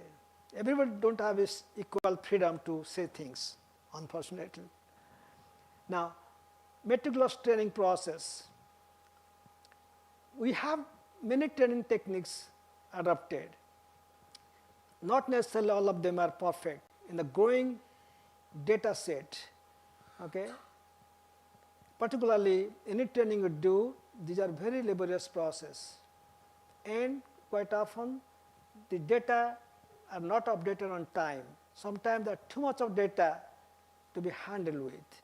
So this area is weak, because if you are able to process this well, then your cognitive decision making capability is better.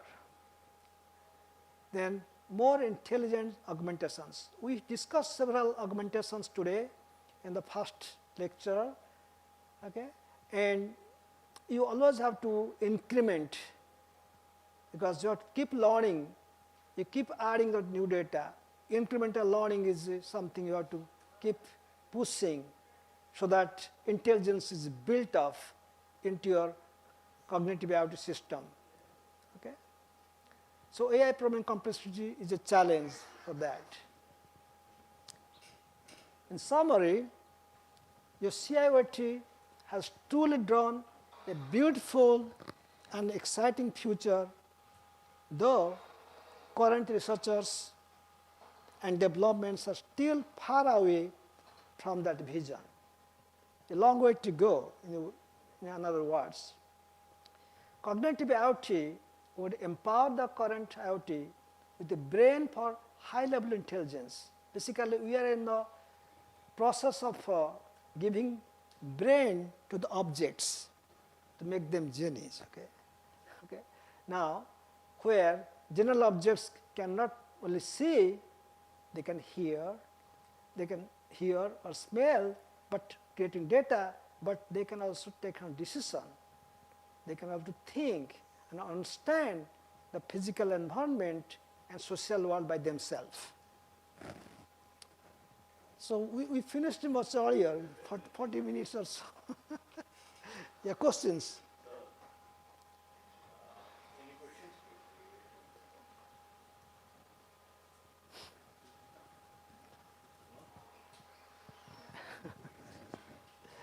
Yeah, we had a lot of good questions last session.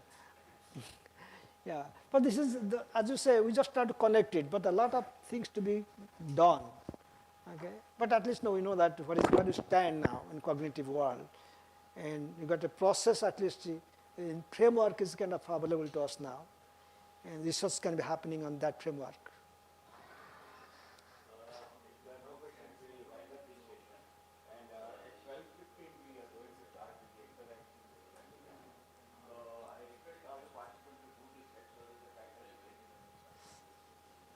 So, so you have to set the other ones for me. Okay, you said other. Sure. Yeah. She can sit down. You can sit down up. I can talk here because, yeah, yeah. I can be here. You can be there. You can switch the place. Yeah, let this go off so that I can move and talk. No, I don't have to sit. I can stand here. You can stand here. It's okay. So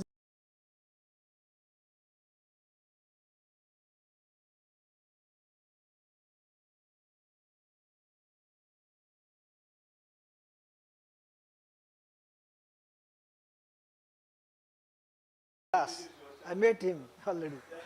Dr. Das. I'm Dr. Pradeep Kumar Das. Right. Recently joined faculty in Information Communication Engineering. I've done my PhD from NIT Rajasthan. Area, which area? That's important for me.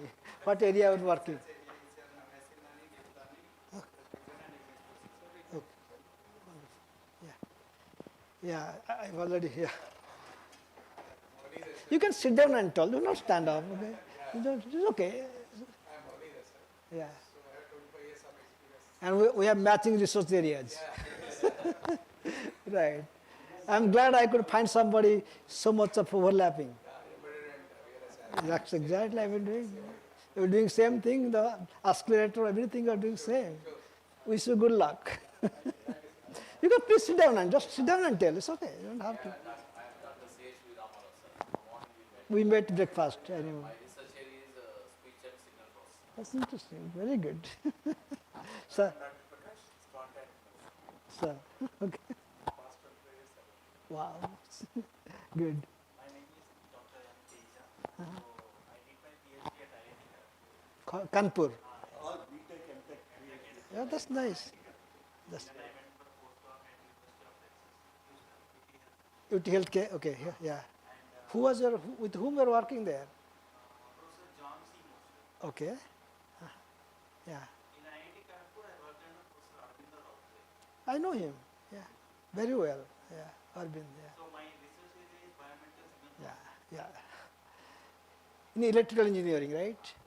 Correct. Yeah. You can please sit down. Don't stand up. Yeah.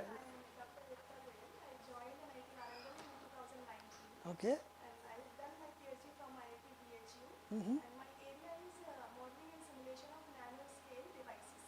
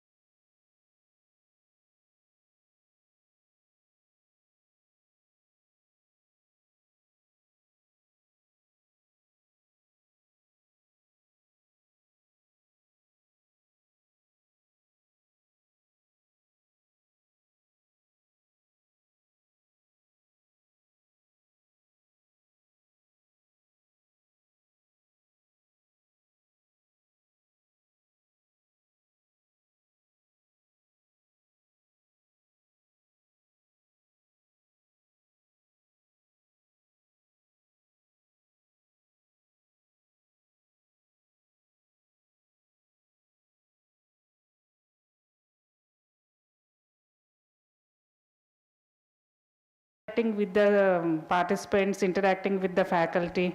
Thank you, sir. And I also want to share your experiences or share your knowledge with our faculty, sir. Thank you, sir. Thank you. Before Professor Ravi and Mahapadra's talks, I think there are few members who have to introduce themselves, starting. Hmm? Yeah, please. Yeah. You can sit down and tell us. Okay? Sir, I'm Shubha Pawar from PC department only. I joined the institute in 2022 and I basically works on MEMS devices. Good. Professor BKN. Yeah, so BKN Srinivasrao. I joined here in 2018. In my MTech and PhD from IIT Nagpur. I'm the IoT and VLSI architect. Wonderful. We have Dr. J. Ravi Kumar. So introduce slightly about you.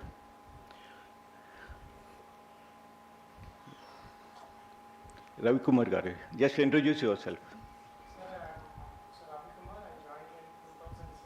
I work on GIAN. Good. Thank you.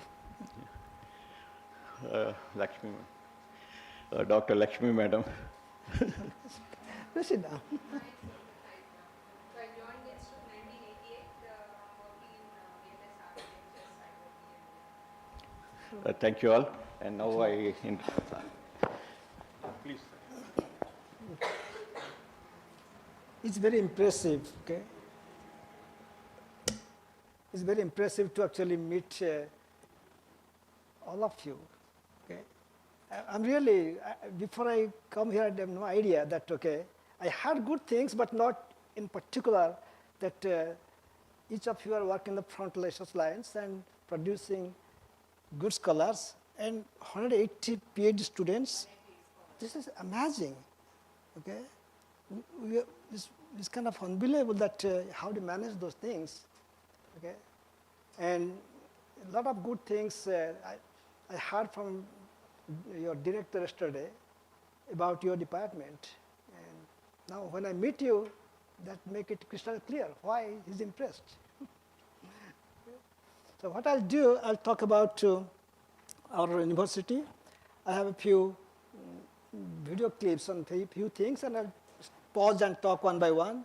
The first one is actually 1 minute video, just a kind of welcome video kind of things. We have 4 videos actually. They're all 2 minutes, 1 minute, 3 minutes like that. So, and I can talk about some data about the size and faculty.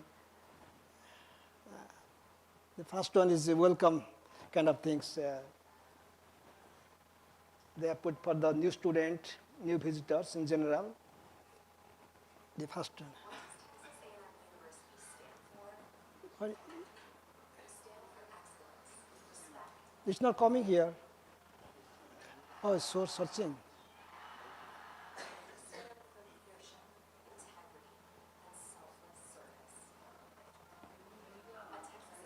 The video.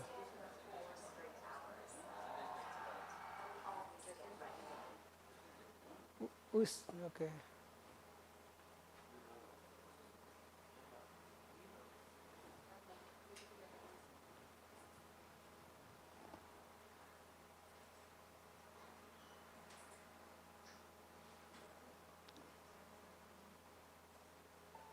What does Texas A&M University stand for? We stand for excellence, respect,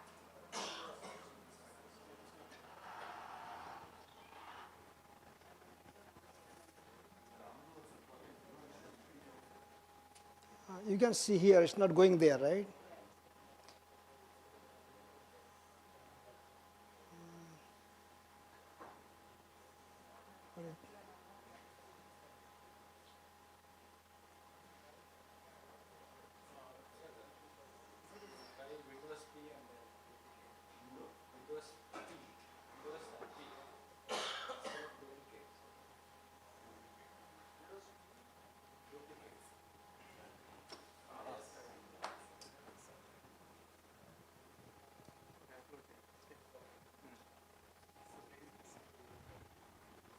Yeah.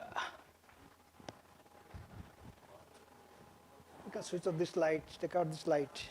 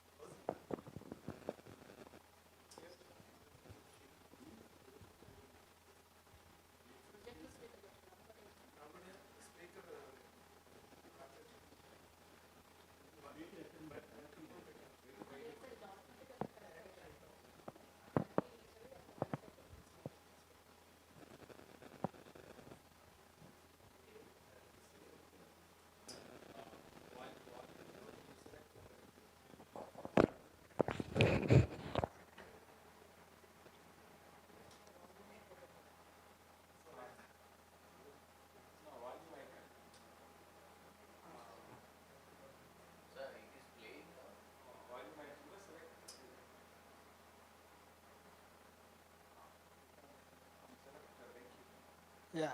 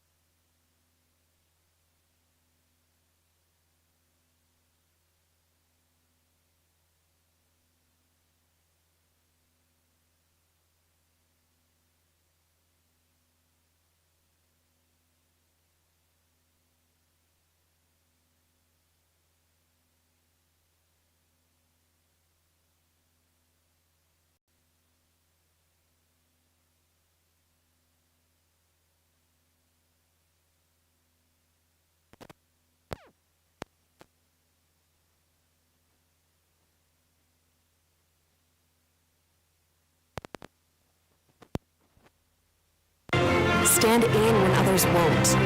We don't stand by, and we won't stand still.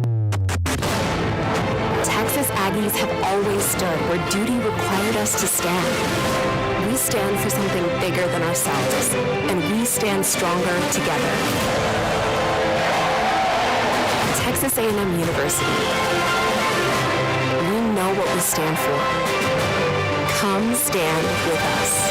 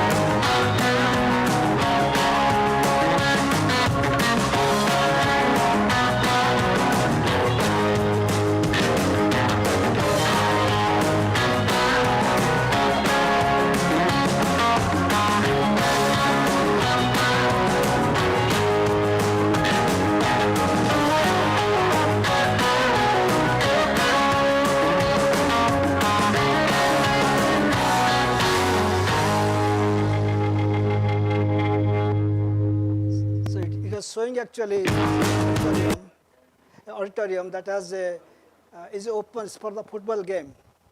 The football is different there, and that has actually 100.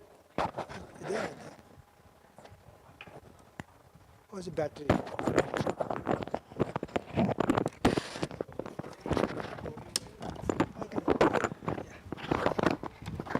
Yeah, that you saw that field called Kyle Field, and it has 110,000 people can sit at a time to watch the game. Okay, and they have very strong alumni connections. The day there's a game, we don't get out. The road, everything, restaurant, everything is packed. Okay, so that was the Kyle Field. Okay, and you saw this is the campus where our College of Engineering, few things are there, and it's 5,000 some few hundred acres of area.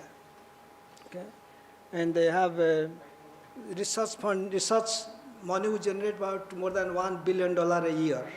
So that on average, then little more than that is the budget for other things, for the faculty salary, maintenance, and the numbers I'll tell. This is the third one. This is the one third or fourth? This is third. Okay. So this one actually we have last 7-8 years back, about 20 miles from our campus, we got actually another campus building it. It's only for the implementing projects. Okay. And it has 2,300 acres, and all the new innovation, these quantum trains and all these firefighting capabilities, new technology being developed in almost all nanoscale, all kind of things is only dedicated there. So this is not faculty business in the sense the faculty are involved in the projects, but they don't sit there. So mostly we recruit engineers to work there, and working with almost all the top industries in the country there. So this will tell you something about our new campus called Innovation Tech Campus. And yeah, you can start playing this. You can say glimpse of few things over there. Play. It's called Release Campus.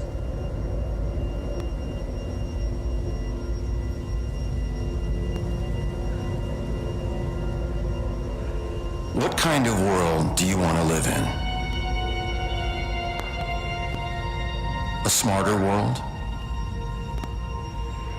A peaceful world? A safer world? On 2,300 acres, deep in the heart of Texas, those worldviews are being put to the test.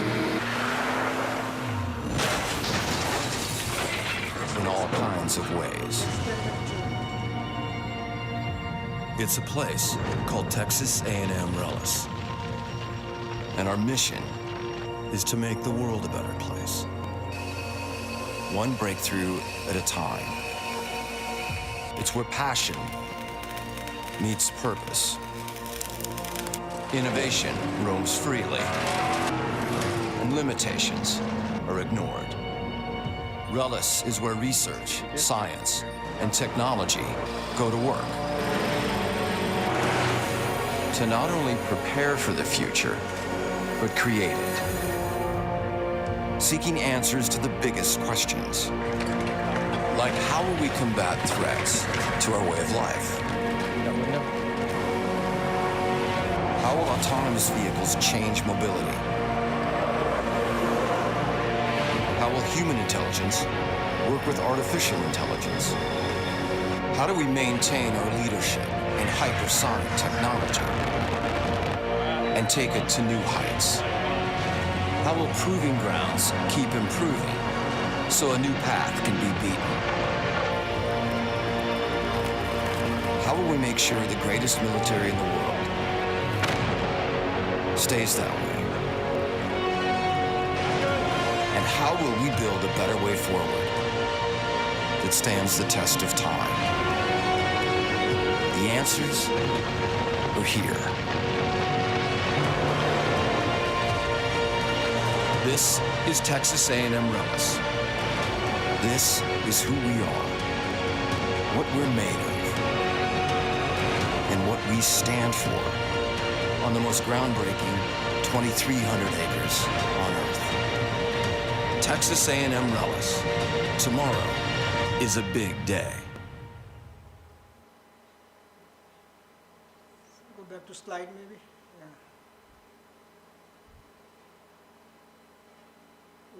We're done with the video, right? Yeah, these are actually the students' head count. And it is actually until last fall, 1 year back. We have total 79,000 students. We recruited actually last year. And this year it might go actually another 1,000 or 2,000 more. And that distribution like how many CIAN, how many Hispanic, international, all kind of ethnicity they have been put there. Okay, so if you look at it, only 30-some percentage, less than 40% are actually from USA. The rest of them are international or from Mexico, from, actually we have 130 countries. Students from those countries, they're actually studying in the campus here. Okay. And this enrollment, out of about 10 years back, the College of Engineering had 20,000 showing there. We plan to have, by 2025, we should have 25,000 students there. So we pretty much gone close, 23,000 last year, so I'm sure we're going to recruit 2,000 more this year. Okay, 25,000. Then College of Arts and other programs have been kind of put together is that. The faculty strength is 4,300 across the university. Half of them are tenure track. Other half is kind of a professional track. They're teaching, mostly they're teaching. And the teaching load for the tenure track faculty, is maybe 3 courses per year, whereas the APT faculty is 3 courses per semester.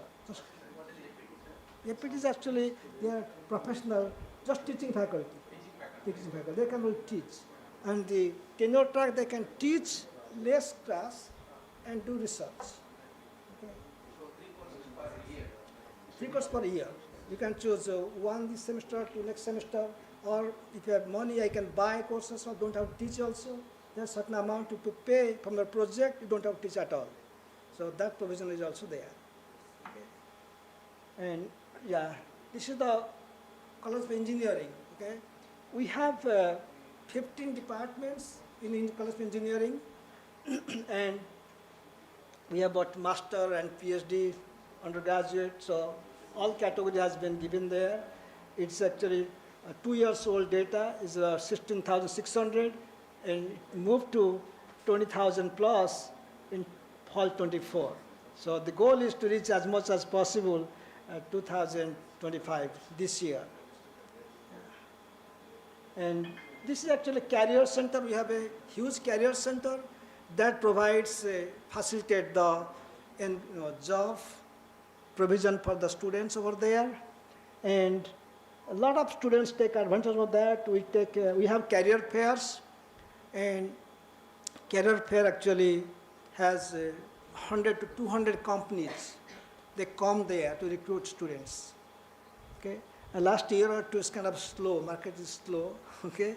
But still, they have got about 80% students have some kind of offer or pursuing some offers. About 20% students are still looking for jobs, okay? Now, the university actually started in 1876, and it started as a military college. Yeah, it's a public, pure public, land grant, sea grant, all kind of grants.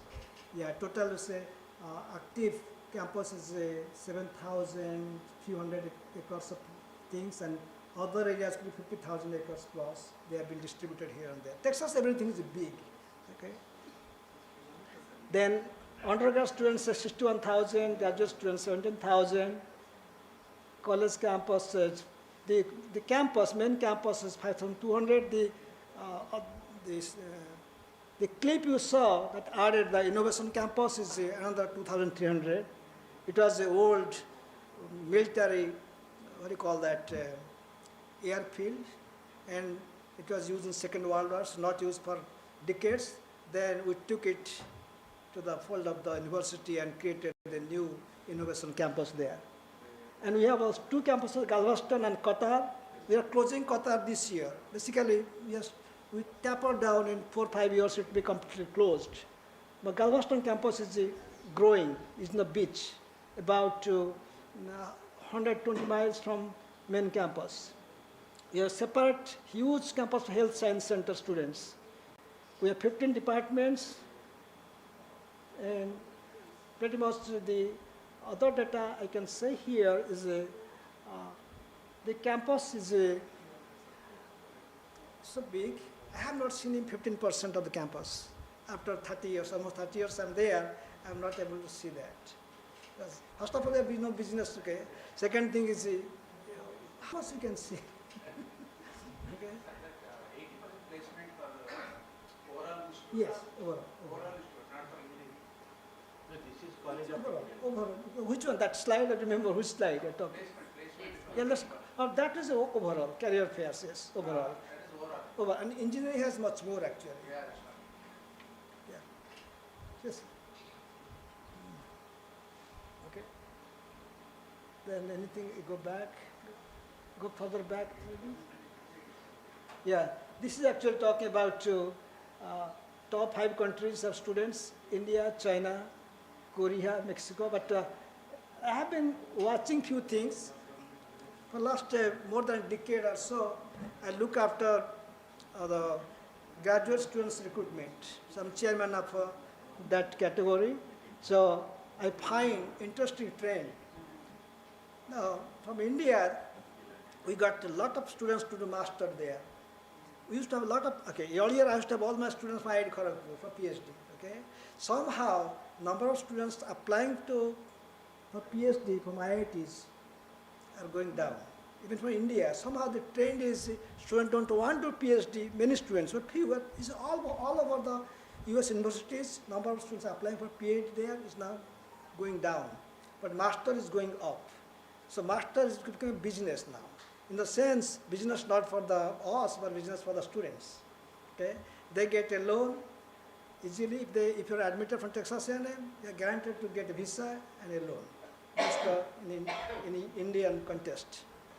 They go there, and they're pretty good, and the computer capability is necessary for all of them.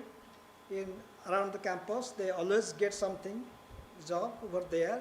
In 2 years, they complete the degree, and in between they go for internship, getting a salary, sometimes 2 internships. So they don't spend their money, they take a loan from the bank. So pretty much pay back everything.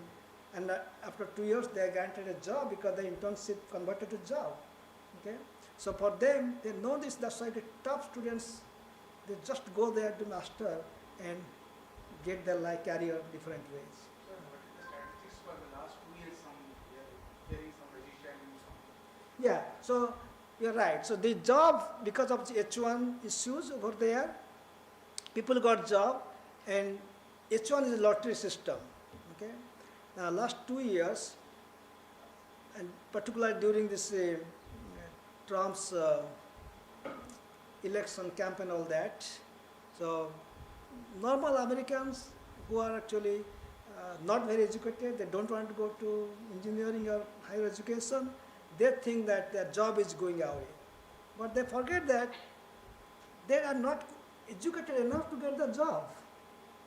They always think, even some people, the Mexican people come and get cheap jobs. They can do the job very easily, just like a Bangladeshi come to the India and get the job, okay? So sometimes they are jealous about that also. So most of the people who go for voting, they make a big issue about their economy is kind of hampered because Mexican coming, taking easy cheap jobs done by cheaply, and Indian and Chinese coming, taking the high blue-collar jobs. So to make it political thing, so the best candidate trying to impress them, so we will do this, do that. But after election, things are very different. So the H1 is going to be pursued more and more. okay, and he's recruiting all the people from biased to Indians also. So it's not going to have matter anymore. It will be better actually. Yeah, that's going to happen. Then, anyway, the other thing is from master students, they're being excellent, okay? And the number of students from China is now decreasing, okay? But more students for PhDs from China than India. So a lot of trends I'm watching, and for some time the Taiwan, Korea students slow down, Japan slow down, and again coming back, but the number is so small, we don't count them in statistics, okay? But the main thing is graduate students from China and India who come for master and PhD, but PhD application from India is really drastically reduced. We discussed those things also, but that is something. Apparently, students who want to go to business school, do startup, make quick money, and salary structure in India looks good now compared to 5 years back. So that changed all these things, and it's a good one way. Why not the IITs and IIT can? I'm happy that we are doing, 200 students almost doing PhD. That says people want to PhD. We have about how much 30, 60 national importance institutions, and they can have a lot of students to accommodate there, and that's. Same thing in China doing that, everyone is doing that, why not? Okay? So that's basically the master and PhD scenarios. Yeah, but those who want to go there, and you encourage students to apply for master and PhD, and if someone wants to go, so you have some criteria, and it's not difficult criteria. I can at least know EC students can apply for computer science. I saw that and just talked to someone yesterday, okay, they thought, okay, I'm EC and electrical, I cannot apply to computer science. But computer science is a computer engineering program. And students who apply to computer science, they're better off because people working in EC and EC, electrical engineering, they are somehow kind of a back foot for programming. Now, that is a taboo. In the sense, when they go for a job, any job you go, you have to earn yourself. So if you are weak in something, you can make it off by joining computer science. That will benefit in long run in career. They don't understand that. They want to be things safe. So they apply to EC department, they stay in the same level, but they could have applied both the places. Okay? So at least now, since I'm here, I know this department better now, encourage, and I'll be happy to admit number of students, okay, into our master and PhD programs. Okay, so that is there. So all they need to have at least GPA more than 8 point something, at least 8, and they have to write the TOEFL. GRE is not necessary, so don't have to write GRE. Then TOEFL is now IELT also another way to do that. It's kind of 7.5 and above. It's easy to have it, but these students are so smart they can do that. Or TOEFL is 100. If they do that, and it's not that like you have to keep fraction, okay, percentage this, percent that. It's not like that. So you have meeting the requirement, your SOP meets the requirement. I can admit anyone. Nobody asks me why you admit him, not her, like that. That's nothing like that. What is the approximate fees? Yeah, I should have that actually put that actually. Yeah, the fees actually. There are three categories of fees. In-state, out-state, and I think there are two, in-state and out-state. In-state tuition is in half of the out-state. Now, when a student goes there, he or she gets admission there. First thing is become actually in-state category. So you don't have to give the fees, which is large amount of fees. Then many of the jobs even pay the tuition, okay? And if they get a teaching assistantship, they get $2,000 per month for 9 months or 12 months, depending on the job actually, and which is enough managing. And some students cannot get it; they can get a grading position, other position can cover their living expenses. Okay, as I told you, what people do to be safe side, they have bank loan. Worst case, they can pay in the first semester. Then everything is history. So the sounds look, the paper looks so much, maybe $30,000 or something per year or so, but it's not really that way. I believe it's about to 9 or 10,000 per semester, 18,000 plus living expenses could be 30,000 per year. That's the kind of expense. And if you go to university like in California area, double. So people don't do that. Parents are emotionally attached to their kids. They say, okay, if my son is going to UCLA or USC, they pay a lot of money, okay, taking a big risk. For those who can afford, it's okay. So that way, Texas A&M traditionally have the least tuition. For the last couple of years, they have increased because everybody is increasing that way. Still, it's cheaper, cost of living cheaper, and accommodations, they can accommodate together. We have more than 2,000 Indian students on the campus itself. Yes, 2,000 students are there. There's so many girls and boys. They are really living very happily. Okay? They have a community. You have a community center also in campus. You have a temple there, and for this Diwali, all those big functions, we send buses, and in Diwali, our gathering is about 1,400 people. And so that's what essentially they enjoy. Holi, Diwali, Ganesh Chaturthi, the first thing they go in August, after 1 or 2 weeks we have Ganesh Puja, which I am sponsoring for the last 10 years or so. And all the students go there, they do puja and have prasad, lunch, then the day of Visarjan also be gathering there. Yeah, they feel home actually. In India, we don't have any such type of things in our institute, but in Bharat, Yeah, we have those things actually. They enjoy. And there are also in the campus, there are a lot of things. So, thank you. If any other question, feel free to ask me during lunch time. So please. Thank you, Professor, for the enlightening words about your institute. And I have a question to ask you, sir. Is there any possibility for further interaction related towards the research or some teaching programs, collaboration related to that? Yes.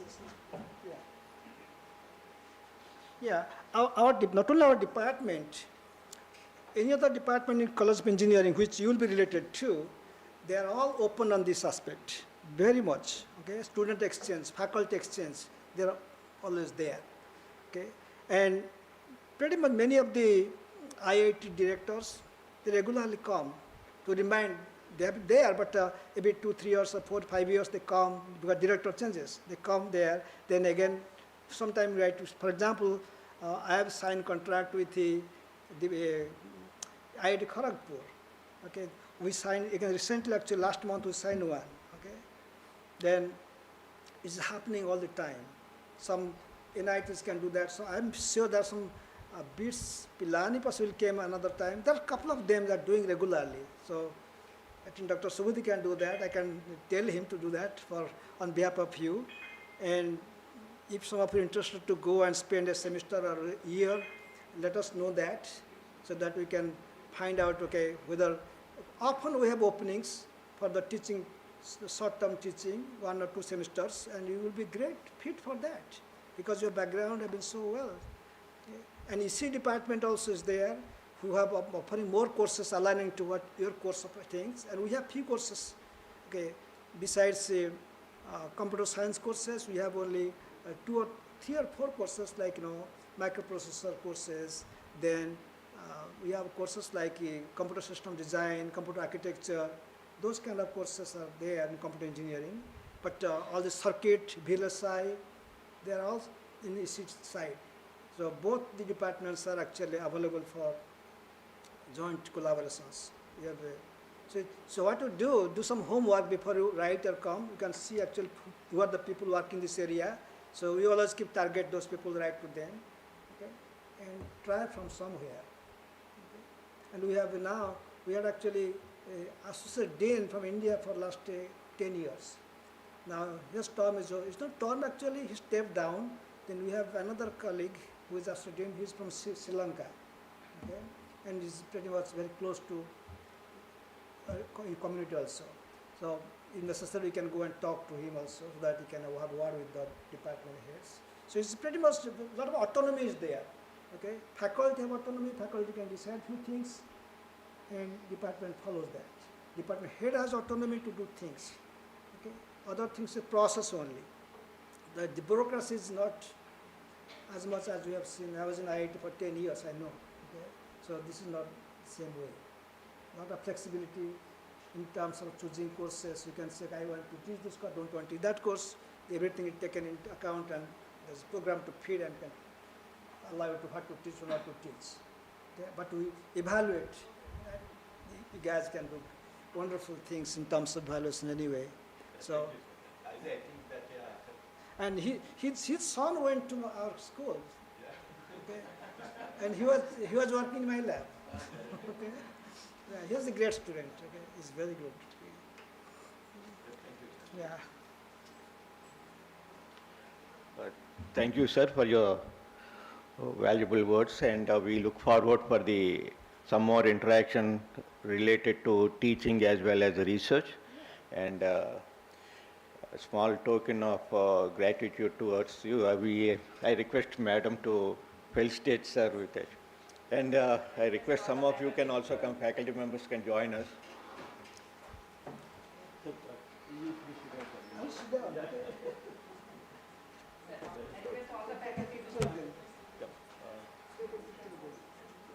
Yeah. Arun.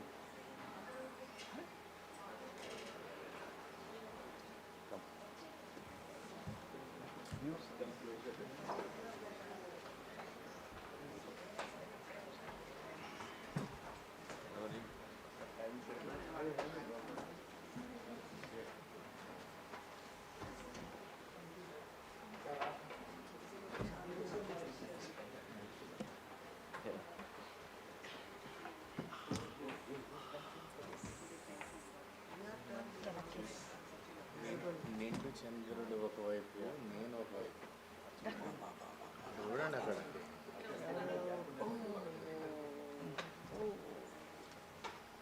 నిండు చంద్రుడు ఒకవైపు నేను ఒకవైపు cup cup join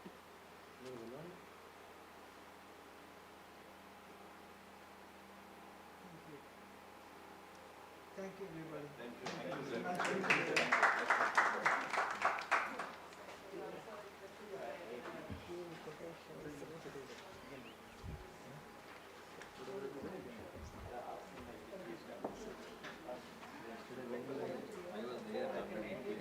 Sir, after we leave, You want smarter or you want peaceful? after 5 minutes,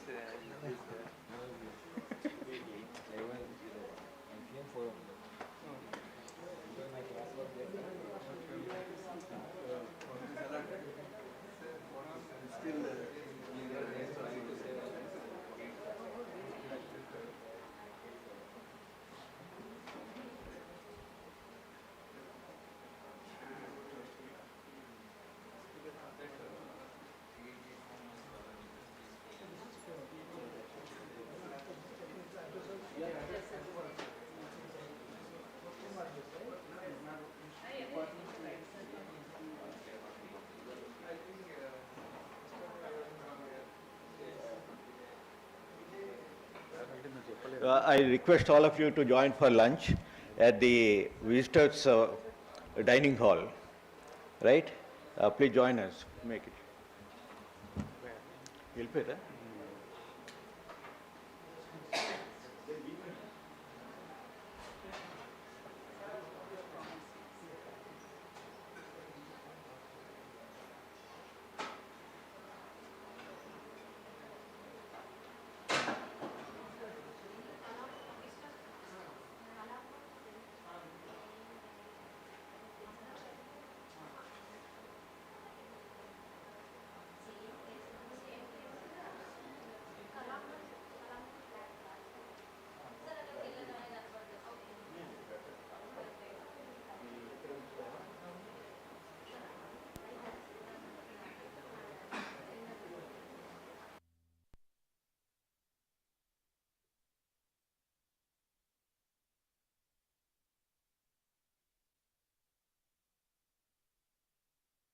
We have a third lecture in the series of mine, and it's communication networks for IoT. And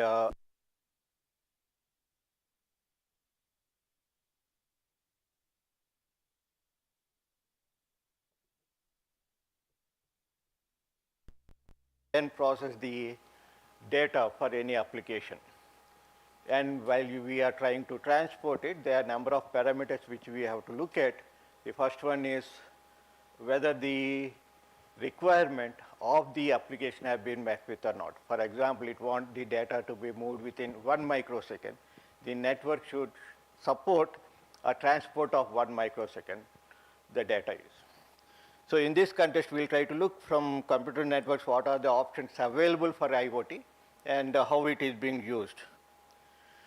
So as we try to see the different types of technologies available to us, and if we try to look at the characteristics of those networks, we have features, the range starting from short distance to a long distance, and the long distance is up to 10 to 20 kilometers range, what we are trying to look at. So the distance is a long range communication, and if you try to see the x-axis, we are fixing the range from short to long, and the y-axis is the bandwidth we are trying to look at. So if you try to see the most of the IoT devices, they transport very small data. But as such, the other devices like cameras and videos and all, you require high bandwidth. It's not that small bandwidth is sufficient. So in that case, if you try to see overall network structure, you have the Bluetooth low energy, BLE we call it as, and we have Wi-Fi, and mostly these are very popular in short distance like within a house or within a locality or within a lab or within some small building and so on. So the range is only up to few meters, few tens of meters, so you can think of something like 100 feet, 200 feet, it can cover it, and Bluetooth only can cover up to 50 feet or 20 meters and so on. So we have these two at the low range or the short range, and mostly the applications which we try to run on top of it is voice, music, video, multimedia, home IoT, and such type of communication. We don't use it for a long distance communication. And when we are trying to look at the other options which are available, like cellular networks, if you try to see, there is a vast difference between this network and this network. Here it is free of cost. The spectrum is not charged, whereas the spectrum is charged over here. You have to pay whenever you want to use it, like your mobile service. Your mobile services, you pay and use it. It is not free of cost. Whereas your Wi-Fi and Bluetooth, you are using it for free. The spectrum is free. Once you buy a device, you can use it, right? So this is a paid service. The spectrum is paid one, and you get range sufficiently long where you can communicate. For example, if you have a mobile phone, you can communicate in a cell site of 2 kilometers radius, and it is sufficient for communication, something like a critical, mission critical applications. And mostly the cellular network is a outdoor activity. It is not indoor. The base stations are outside, and you can be indoor or outdoor. The user can be either indoor or outdoor, but the base stations and the structure is outdoor only. Whereas Wi-Fi and Bluetooth, we keep it inside the house. We don't keep it outdoor. So this is one of the major difference, that the application is outdoor and this is indoor. And we can communicate to a longer distance in the cellular network because the power used is a high power activity.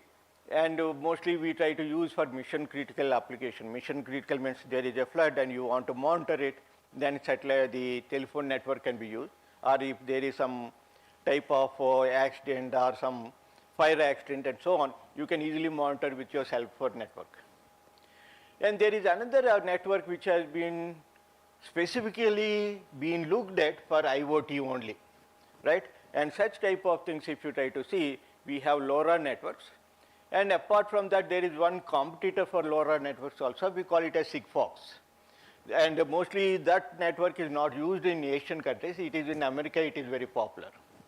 So we have a Sigfox and LoRa networks, and both are using the spectrum which is used over there is free of cost. It is not chargeable, right? So you can assume that this is free of cost, this is free of cost, only this is chargeable. So we divide like the spectrum whenever we look at unpaid and paid. So this is broad classification. Whenever we look at spectrum, we have an unpaid spectrum, we have a paid spectrum. In unpaid spectrum, You cannot communicate for a longer distance. For a paid, you can use it for a longer distance because you are authorized to use it. You are paid for it, so you can use it. And that also, they'll charge, some companies try to charge you on usage basis, some try to charge on fixed basis and so on. Like you can get prepaid fixed charge and postpaid, you can use whenever you want to use, you pay for it and use it. So these are the difference between paid and unpaid spectrums. And in the new network called as LoRa network, this is low powered high range network we call it as. And in that case, you can see that the distance covered is much longer than the cellular networks. Right? This is one prime important for us. And mostly if you try to see, the activity is low cost, low power sensors, actuators and tags. And all the devices which we are trying to look in the IoT will come into it.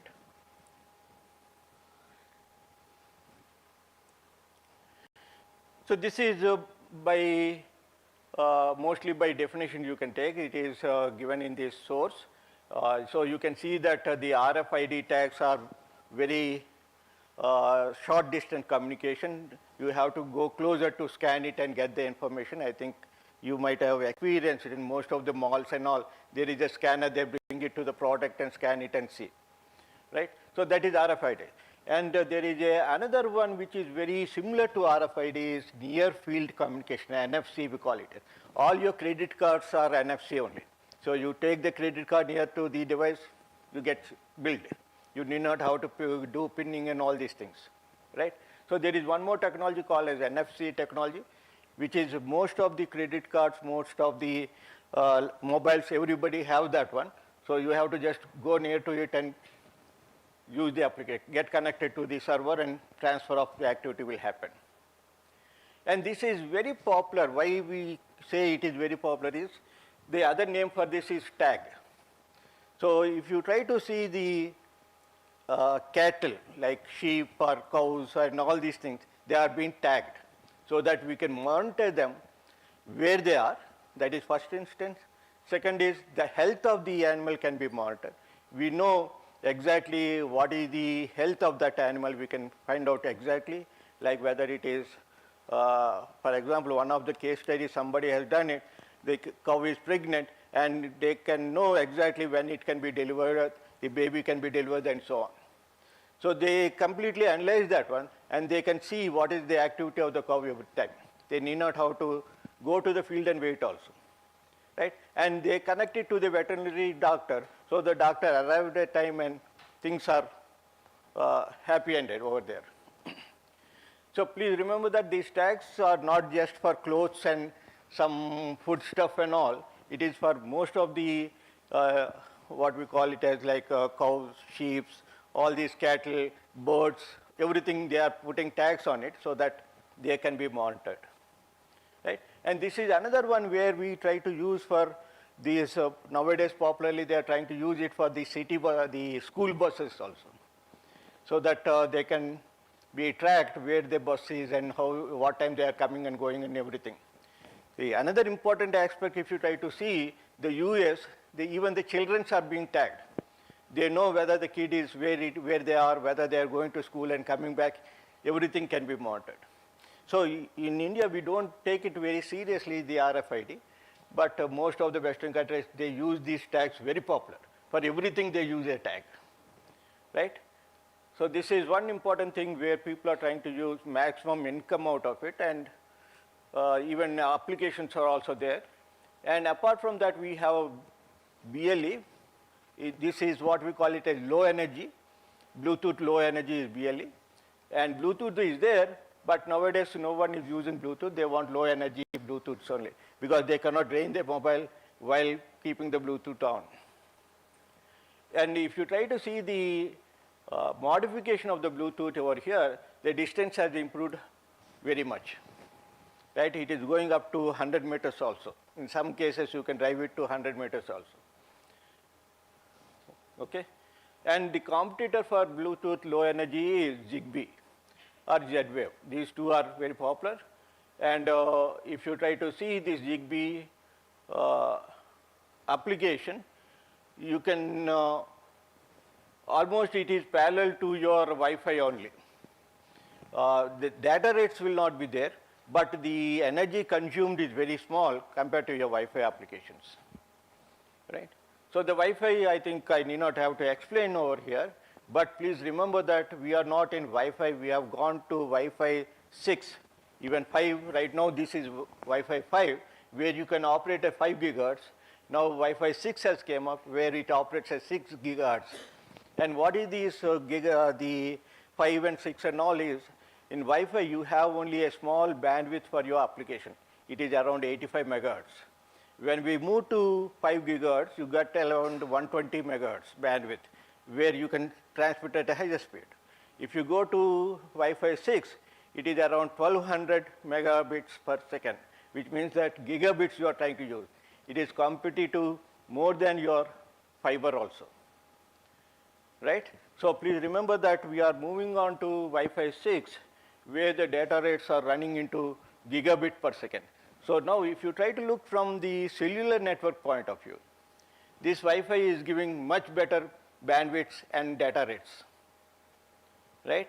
So which means that Wi-Fi 6 can compete with 5G telephone exchange, right? Even 5G we define that it is the bandwidths are very high, the applications are very high and all, but please remember that when we try to look from the Wi-Fi 6, it is almost equivalent to a base station. So if you have one in your building, all of you can get connected to that. So nowadays, what we call them as a Pico base station. The mobile base station only. In the Pico version is a smaller base station, which you can keep it on the base, the top of your building, and all the people in the building get connected, right? So this is about the middle range, and this is Wi-Fi hollow, which is giving you up to 100 meters, but now people are trying to move up to 200 kilometers also. So apart from that, I have told you that we have licensed and unlicensed bandwidths. So the black one is licensed one, and this is the costliest one among all these things. So in the chart you can see the light blue is less cost and the black one is the highest cost.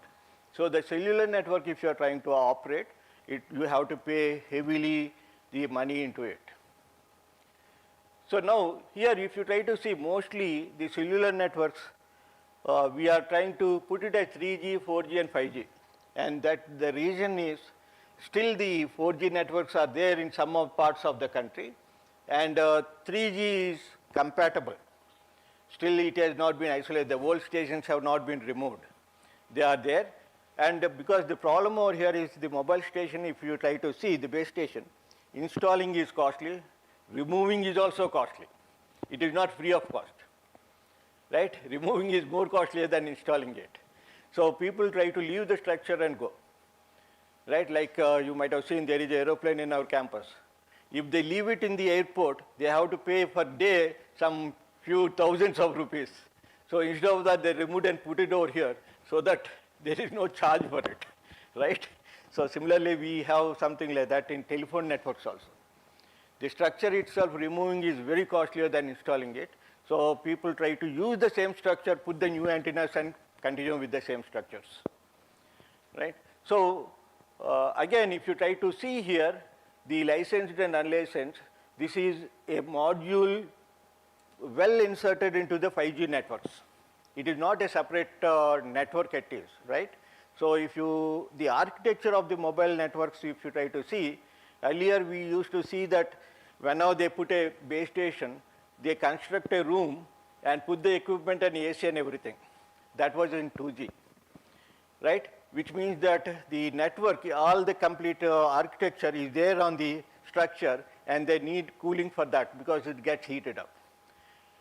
And as the phases of the network passes on, we separated the module into two blocks.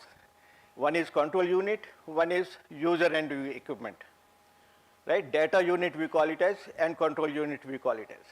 So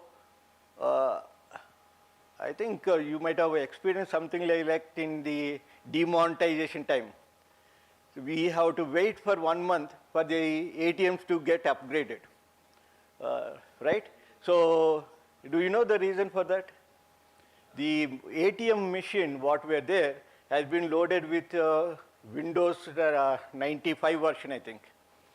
And then they are independent.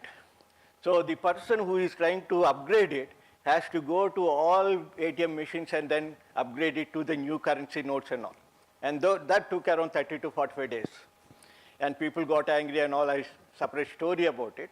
But coming to the architecture, because we are engineers, we want more into the why it has to be done, why can't we do it better?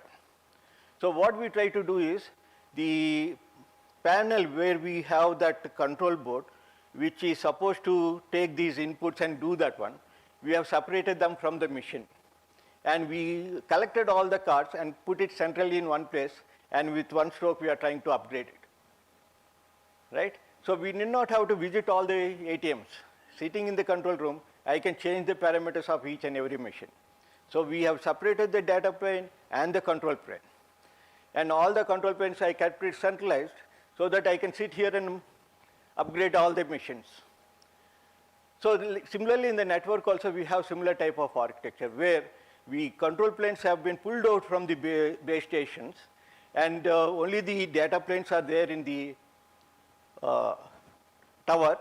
And now they are software defined data planes. I can define the frequency, I can define the user, I can define the radius also, power, everything I can define it sitting here. I need not have to go to the base station at all because they are software defined radios. So I have the controller with me. With one stroke I can upgrade all the base stations. So for example, I have one area where there is for example, municipal office is there and the residential area is there. So you'll see that up to 5 o'clock there'll be busy activity going on, and after that it is closed up to morning 8 o'clock. Nobody will be there. But putting an installation over there and looking after it is very costly for me, and I'm not using the spectrum also. So what I do now, I can shift the spectrum to somebody else because it is in my hand, the control plane is in my hand. I shift everything to a user area where users are there, and I can give them the access and the bandwidth also. So that is the beauty of now 4G and 5G. I can define my radio, I can define the power, I can define the radius, I can define my users also. So that's how you can see that the 5G and 4G networks, we can divide it in whatever way we want it, right? So that is what we are trying to look from here. So the LoRa and Sigfox are in the unlicensed band, and we have narrow band IoT and LTE-M. LTE for machines. So now, as a IoT designer, if you are trying to design an IoT system, we have to ask these questions, and then we have to pick up a right communication network for our application. So the first one is range. So I have an agriculture field. I want to put the IoT device over there. I should know what should be my communication range, right? So last time we have a project with the agriculture office, one of the agriculture research station. They want to monitor they have experimental tanks and they want to monitor the tanks. So we have been given a job to develop a monitoring station to check on the parameters of the tank. So we are still doing that one, we have not completed. So what happens is they have rice plant only. They kept the same rice plants in different tanks, and they change the parameters like potassium, can they increase or decrease, nitrogen, they can increase or decrease. So they are studying the effects of the plant. So they don't want to go 10 kilometers away the fields and monitor all those things. They want to sit in their place and monitor that.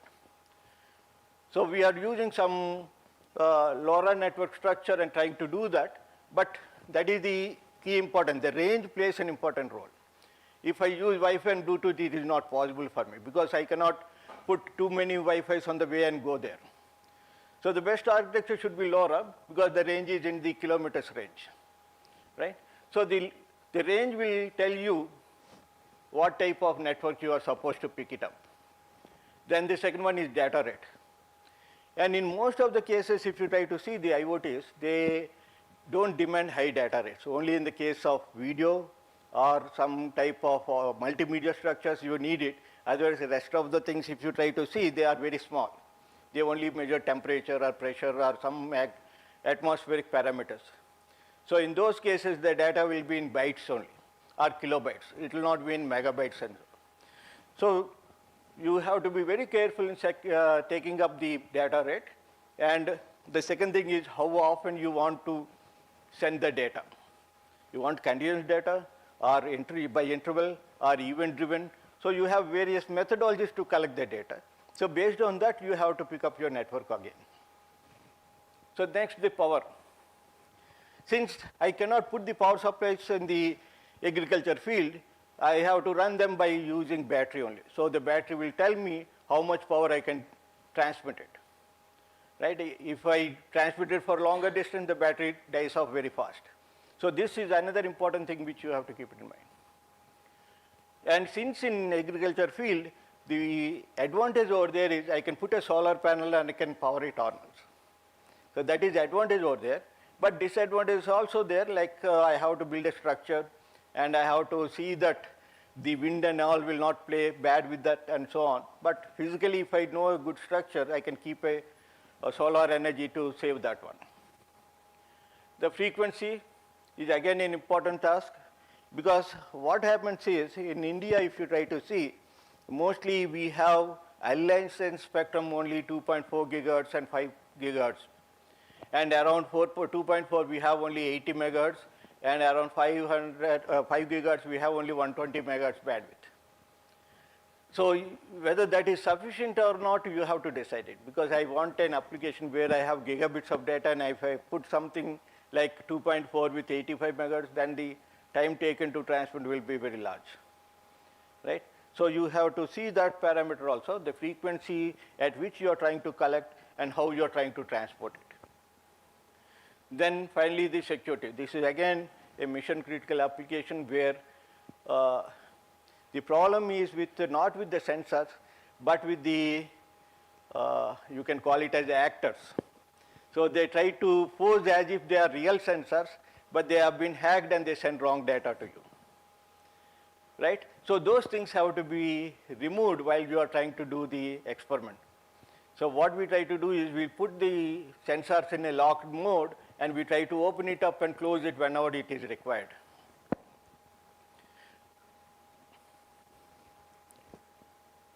So this will tell you like all the standards which are available and which can be used for your application, and all the names which are there, existing people are trying to use, is available over here. So if you try to see from the beginning, cellular IoT and non-cellular IoT, you can divide them as two categories. One is licensed, one is non-licensed. And in the license, you can see that you have provisioning and licensed LPWA.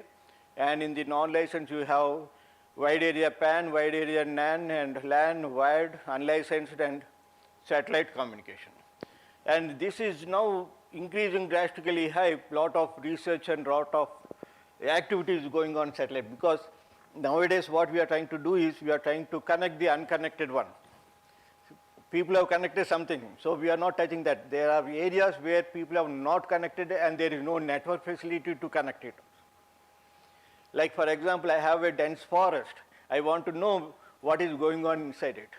So nobody will put an antenna or something in that. So I want to monitor it. So the only option available is satellite communication. Or if I want to monitor some snowfall or the melting of Atlantic over there, I will not put some antennas and all. I'll only have to monitor using satellite. And that is possible now because of the Musk. He has a low orbit satellites going on, right? Because the low orbit satellites are there, I can watch it from very close, right?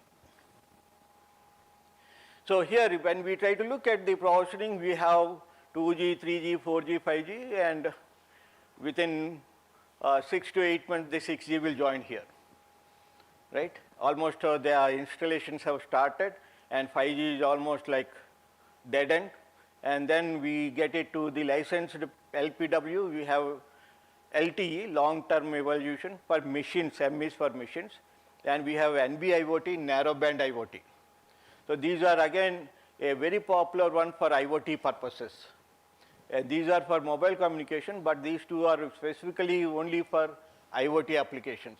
And that is for massive IoT purposes, not for small IoTs. And in WPAN, you have Bluetooth, Zigbee, Z-Wave. And WNAN, you have Wi-Fi SUN and others, and LAN is Wi-Fi and equivalents, and wired you have Ethernet, RS-485 and USARTs, and unlicensed LPWA you have LoRa, Sigfox. These two are very competitive to the 5G networks, and satellite is VSAT and the direct satellite phones or satellite SIMs. You are getting it nowadays. You can use it in your mobile and you can get connected to satellite also. And this slide is only to tell you that if we try to compare the various technologies available to us with respect to the range, data rate, frequency, power, and the type of standardization, modulations, and all we try to use, multiplexing and all, what happens when. So out of it, I'll try to look into two parameters. One is LoRaWAN and Sigfox and NB-IoT, because these are popularly used for massive IoT communication, right? Massive machine type communication means it is massive IoT communication. Because why we say massive? Because yesterday I think you might have hearing the professor, we have around millions and billions of devices in there. Like in 2008, if you try to see the number of machines, the addresses what is available for machines have crossed the number of people on the earth, right, in 2008. So now we are in 20. So it is estimated that right now each person has 8 addresses with him. It can be a mobile, it can be a laptop, it can be a TV, or it can be your refrigerator, or it can be a fridge, or everything. So each person is assumed to have 8 licenses. And if you're in your house, you are 4 people, 32 licenses are there in your house. Not license, addresses, IP addresses, right? So you can see the density of IP addresses required for connecting the devices. Then in that respect, if you try to see, these 3 are very competitive because the rest of things will not support so many devices, right? Bluetooth can only connect 7 or 7 devices or 8 devices, not more than that, right? Wi-Fi, 10 to 20 users it can accommodate. It cannot accommodate more than that. So these things we are not that much popular, or we are not looking into it. But these 3, if you are into a massive machine type communication technology, you have to look at these 3 very closely. And if you try to see the kilometer ranges, this is giving you 20, this is giving you 10, and this is giving you almost like 10, right? So the distance what it is trying to cover is 10 kilometers radius I can cover it. Like all the smart cities, if you try to see, they are connected using one of these technologies. Because, for example, you take the dustbin network. There can be 10,000 dustbins in the city, so all can be connected. Or you take the street lamps. There can be 20,000 street lamps in the city, everything can be connected. So there can be taps, everything can be connected. There are electrical meters, everything can be connected, right? So please remember that when you are trying to see the type of connectivity and the range, the 20 kilometer and 10 kilometer range are very good to cover a complete city, right? It is a radius, it is not diameter, right? So 10 kilometer circle, if you try to draw, the complete Warangal will come into one picture, okay? So when you are trying to look at that type of smart cities and all, this is the best technology you have to use. One is LoRa, second one is narrowband IoT, and the Sigfox. But Sigfox uses a different frequency because it is almost categorized as unlicensed. But in India, we don't have. Europe, it is there. And North America is there. And some parts of Asia, it is there. And we don't have this frequency open up in India for unlicensed. But LoRa has been opened up in India. We can get this one licensed, unlicensed one. We can use it. And one is we have 433 and 868 also we can use it. But this one, 868 it has told, but the 868 is still under testing purpose. We have not gone connected yet. 433 it is working, right? And this doesn't have the 433 in devices in India to connect it and test it. Okay, the market has not opened up for Sigfox in India. Okay, this is prime important. You have to remember these 2 are unlicensed. You can use without paying it. You buy the device and start using it. And I think you are aware of ISM band, industrial, scientific, and medical band, we call it as, and that is free for usage without paying any license fee. Okay, NB-IoT is you have to pay license fee, but the license fee what you are trying to pay is generally assume that the service provider will pay and you have to use free of cost. It is not that like added advantage. If you take mobile, you get one more set free, like that you get a band over there, right? And if you try to see the power consumption, the current is very low in these three cases, right? So it is in the order of milliamperes and all are less than 50 milliamperes only, okay? So the power consumption is also very low and hence you can connect more devices onto the network and use it efficiently, right? So please remember that these parameters, these three, if you try to see with the other parameters, they are not so much impressive. And the technology or the access mechanism what are being used for these three networks, if you try to see, the LoRa is the best choice. Like we call it a pure aloha. What does it mean? Like I have a data, I transmit, right? I don't wait for the network access or I don't wait for the collisions and all these things, right? Assuming that the bandwidth is sufficiently large and my data is small, it goes through. Nobody will object it, right? And if the user density is trying to increase more and more, then there might be collisions which happens and your data might not go through, right? Since if you try to look from the data point of view, this transmits only at maximum data rate is only 100, 600 BPS, and this is 30K. This is one advantage why people are moving towards LoRa rather than Sigfox. The data is very small compared to your Sigfox. It is in kilobytes and it is still in bits per second only. But this is sufficient for the IoT applications. Like weather monitoring station is there. You don't want to continuously send data from the monitoring station. You can take periodically, every 10 minutes you can monitor it and see. Similarly, you can monitor the rain, so it will not change drastically up and down. So it slowly changes. So you can monitor them happily with Sigfox, but still the data rates are very small compared to your LoRa. And if you try to look from the NB-IoT, this one is still lower than this, but this is free of cost. LoRa is free of cost, so you can use it for your application.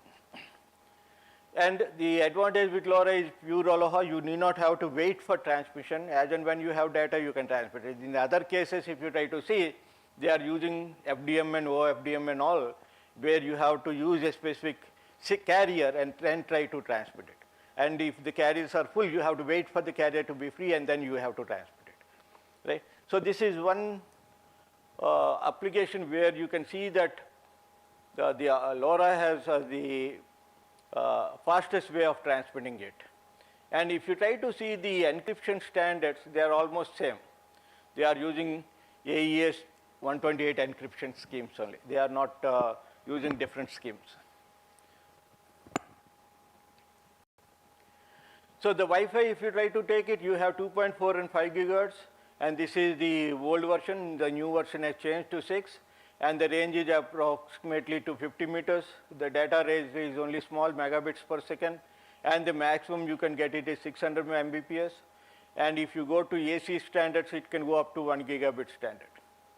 And all the smartphones are compatible with it, affordable, and well protected and controlled. All of you know that we have WAP2 sitting on that, and you can use that comfortably. And it uses high power. You need the power supply always on.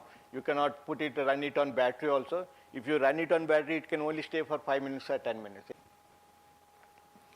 So now if you try to see the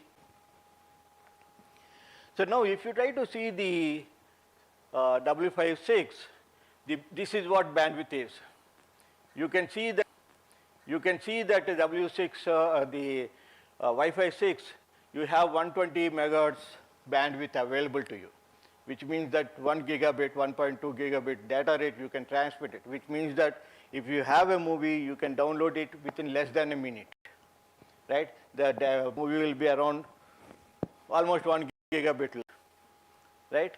Or less than 1 gigabit. So you can get it by 0.8 of a minute, you can get down the movie directly, a normal movie if you try to take it.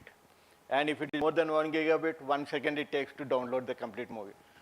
So you can get as if you are seeing the movie and it will not stop in between and all. The movie will run with a faster rate. And 5 gigahertz, you get around 580 megahertz, and this is also good enough, but still, once you have this feature, people will not look at the lower ends, right? Once you have a sedan car, nobody will look at a small cars and all. So this is 83 megahertz, is the 2.4 gigahertz bandwidth, and this is what we call it as Wi-Fi, and this is Wi-Fi 5, and this is Wi-Fi 6. And this is from the Qualcomm paper, where they show that the 6E and 5G, the 6E, Wi-Fi 6E and 5G are almost equivalent only. They are not separate, because the bandwidths and all they are trying to support is almost similar to each other. So 2.4 is 83.5 megahertz. 5G you have 100 megahertz outdoor plus 100 indoor, and 255 in outdoor and 125 indoor.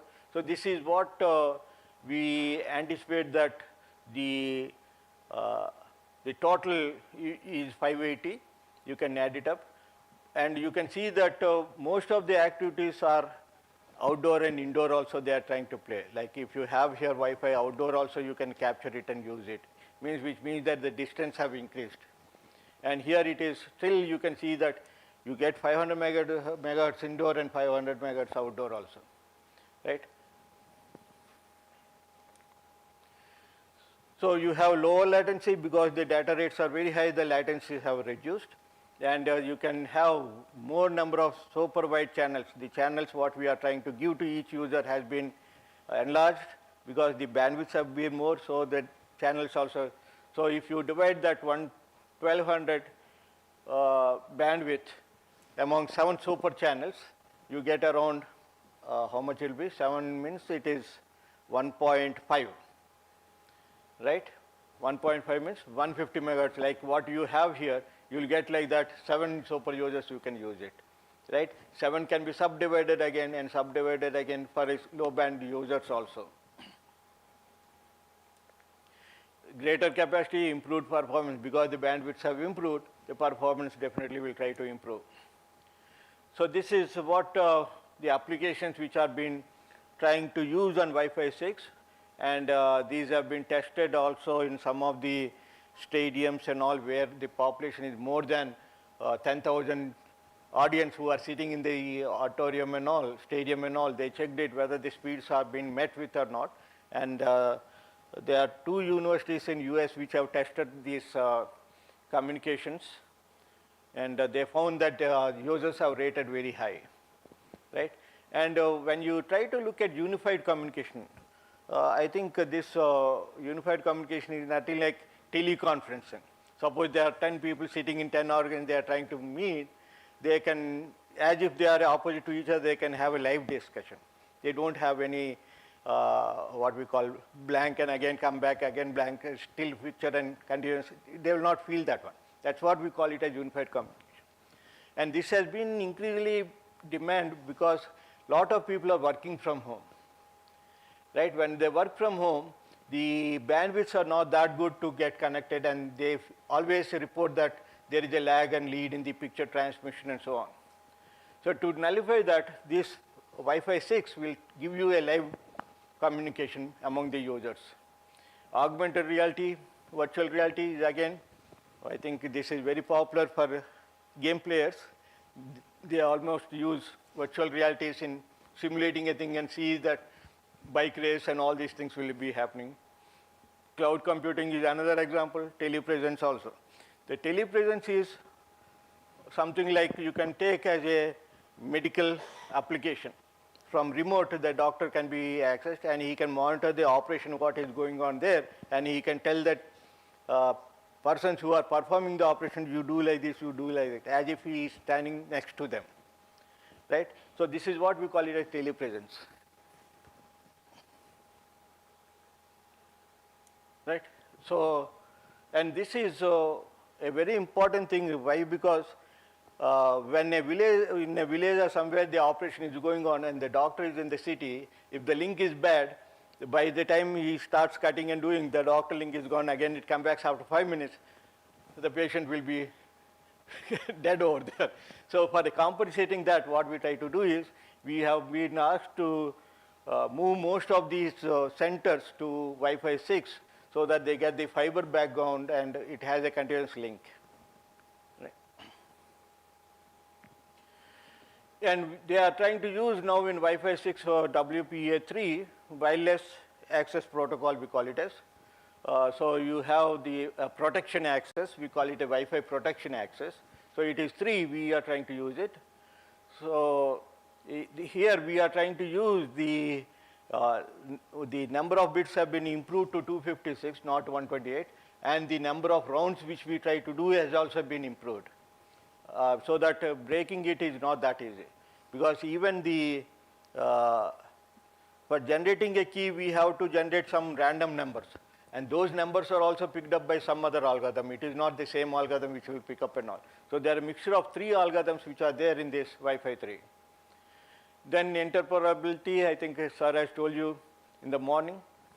So the data has to be exchanged without any human interference. They have to talk to each other. The devices have to talk to each other. Like for example, there is a fan and there is a AC. So once the AC is going below the temperature, somehow that has to be switched off and the fan has to be started. So they two has to talk to each other and they have to do the action along. There should not be any human intervention between those two.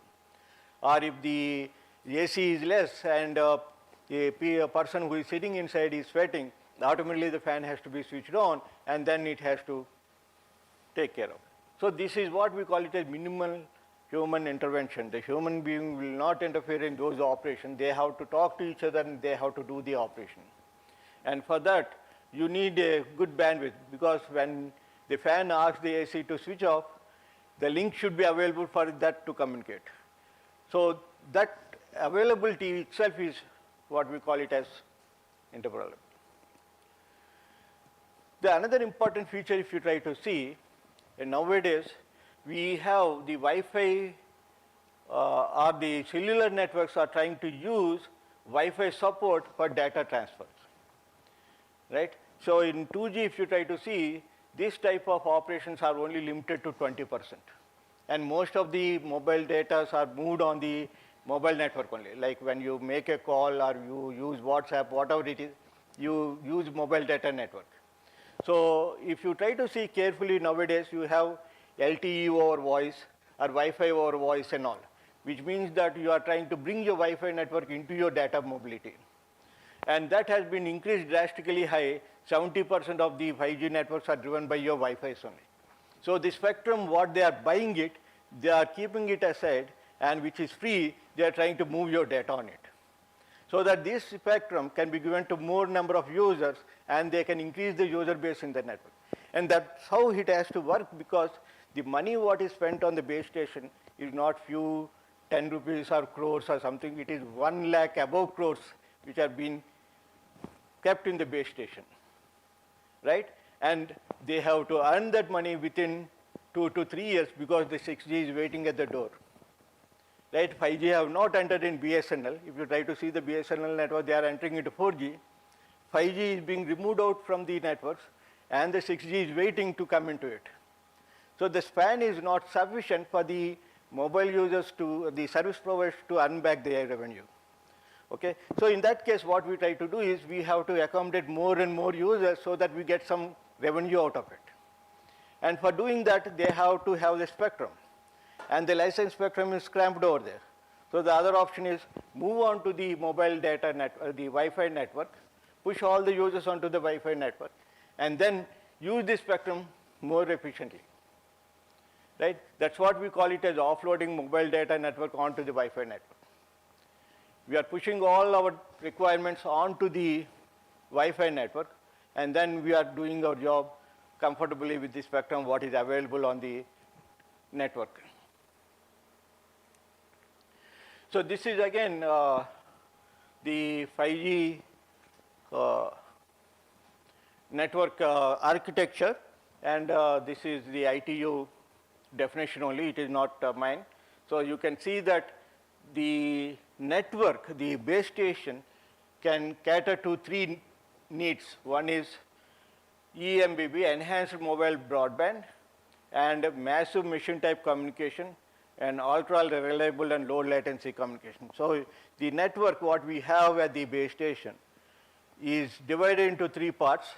One part is dedicated to the mobile broadband, where the users will get gigabits data rates, right? So the mobile users are very happy with it because they are getting more and more data rates.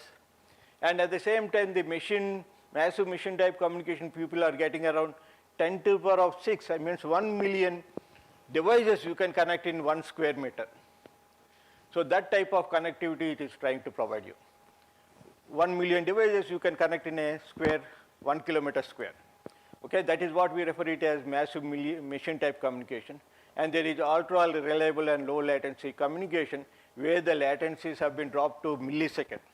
And if you go to 6G, it is in the order of microseconds we are trying to drop it, which means that if something happened here, at the other end, you can see that something has happened here, right? So this is what latency is what we are trying to speak. And this is primarily important for all your industrial IoTs, right? You cannot wait for the lathe machine. If it starts cutting, if you take 1 minute to stop it, then the part will get damaged. Precisely it has to stop at one point. So exactly it has to communicate and machine should stop. So the latency over there, you don't have even milliseconds over there, it has to be still less. Or robotic operations, you need a precise one over there. Or movement of the, if you see the manufacturing units, the Maruti and all, we call it as a horizontal layouts. The first part will be fixed and it moves ahead, second part will be fixed, move ahead, third part will be fixed, and so on. The robots will be trying to fix it up. So if there is a delay over there, then the second phase robots will do their operation without the parts only, right? So the movement has to be very precise, and they have to be execute the jobs at the defined time only. We call as time-sensitive networks. So they have to exactly follow the timings in the network to get the result out. So in that case, you cannot play with the latencies over there. I'll take half a minute break and then come back. You don't have that freedom with you, right? So that's what we are trying to look at over here. The milliseconds have been dropped to microseconds, and these densities have been dropped to more than a million, 10, 100 millions, and so on. And the gigabits have been moved to 10 gigabits, 20 gigahertz, and so on. Right? In 6G, we'll get those things. So, and these, as I told you, it is a programmable one. We can program the resource such a way that these three are met with. So please remember that nowadays we have software-defined architectures where you can define mobile data rates, you can define massive machine type communication, or you can define ultraviolet. So the user, when he wants to get into the network, he has to tell which type of service he wants it. Pick up that service and do your application, right? So if you try to see the enhanced mobile communication, you have HD, we are trying to use ultra high definition, we are trying to use the videos in your TVs. It is not, nobody, people are interested in 4K, 8K and all. They want HD. HD is also gone ultra high definition. So this is trying to move on. So you demand more and more bandwidth over here, which 10 gigabits are available for you to do that. And AR, VR is there. Cloud gaming, enhanced mobile media. On the mobile, you can see your movies and all with the same clarity what you get it on your TVs. And you have broadband TVs, in-venue wireless broadband, in-car operations. All these things can be met within your 5G with 10 gigabits bandwidths. And similarly, low latency, if you try to see, you have industrial automation, remote manufacturing, surgeries and all, and self-driving cars, ultra-reliable application, whatever you define it, it comes into. Then machine-type communications, massive machine, buildings, all the smart cities, smart homes, smart transport, smart hospitals, everything will come over here. Energy utilities is not only electrical, water, everything you can monitor it. Smart agriculture, logistics, smart cities, whatever it is, in the indoor activities all will come up over it, right? And the latencies are only 1 millisecond. The connectivity type is 1 million devices you can connect in a square meter, and 10 gigabits bandwidth in the case of enhanced broadband. So this is what we have looked at it, and we try to go through these two.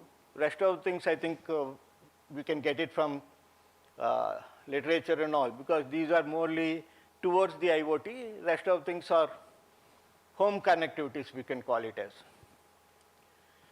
So coming to the license, we have three options: LTE machine, EC GSM, and narrowband IoT. So this is, we'll try to go through these three, and if we time permits, we'll take up the next one.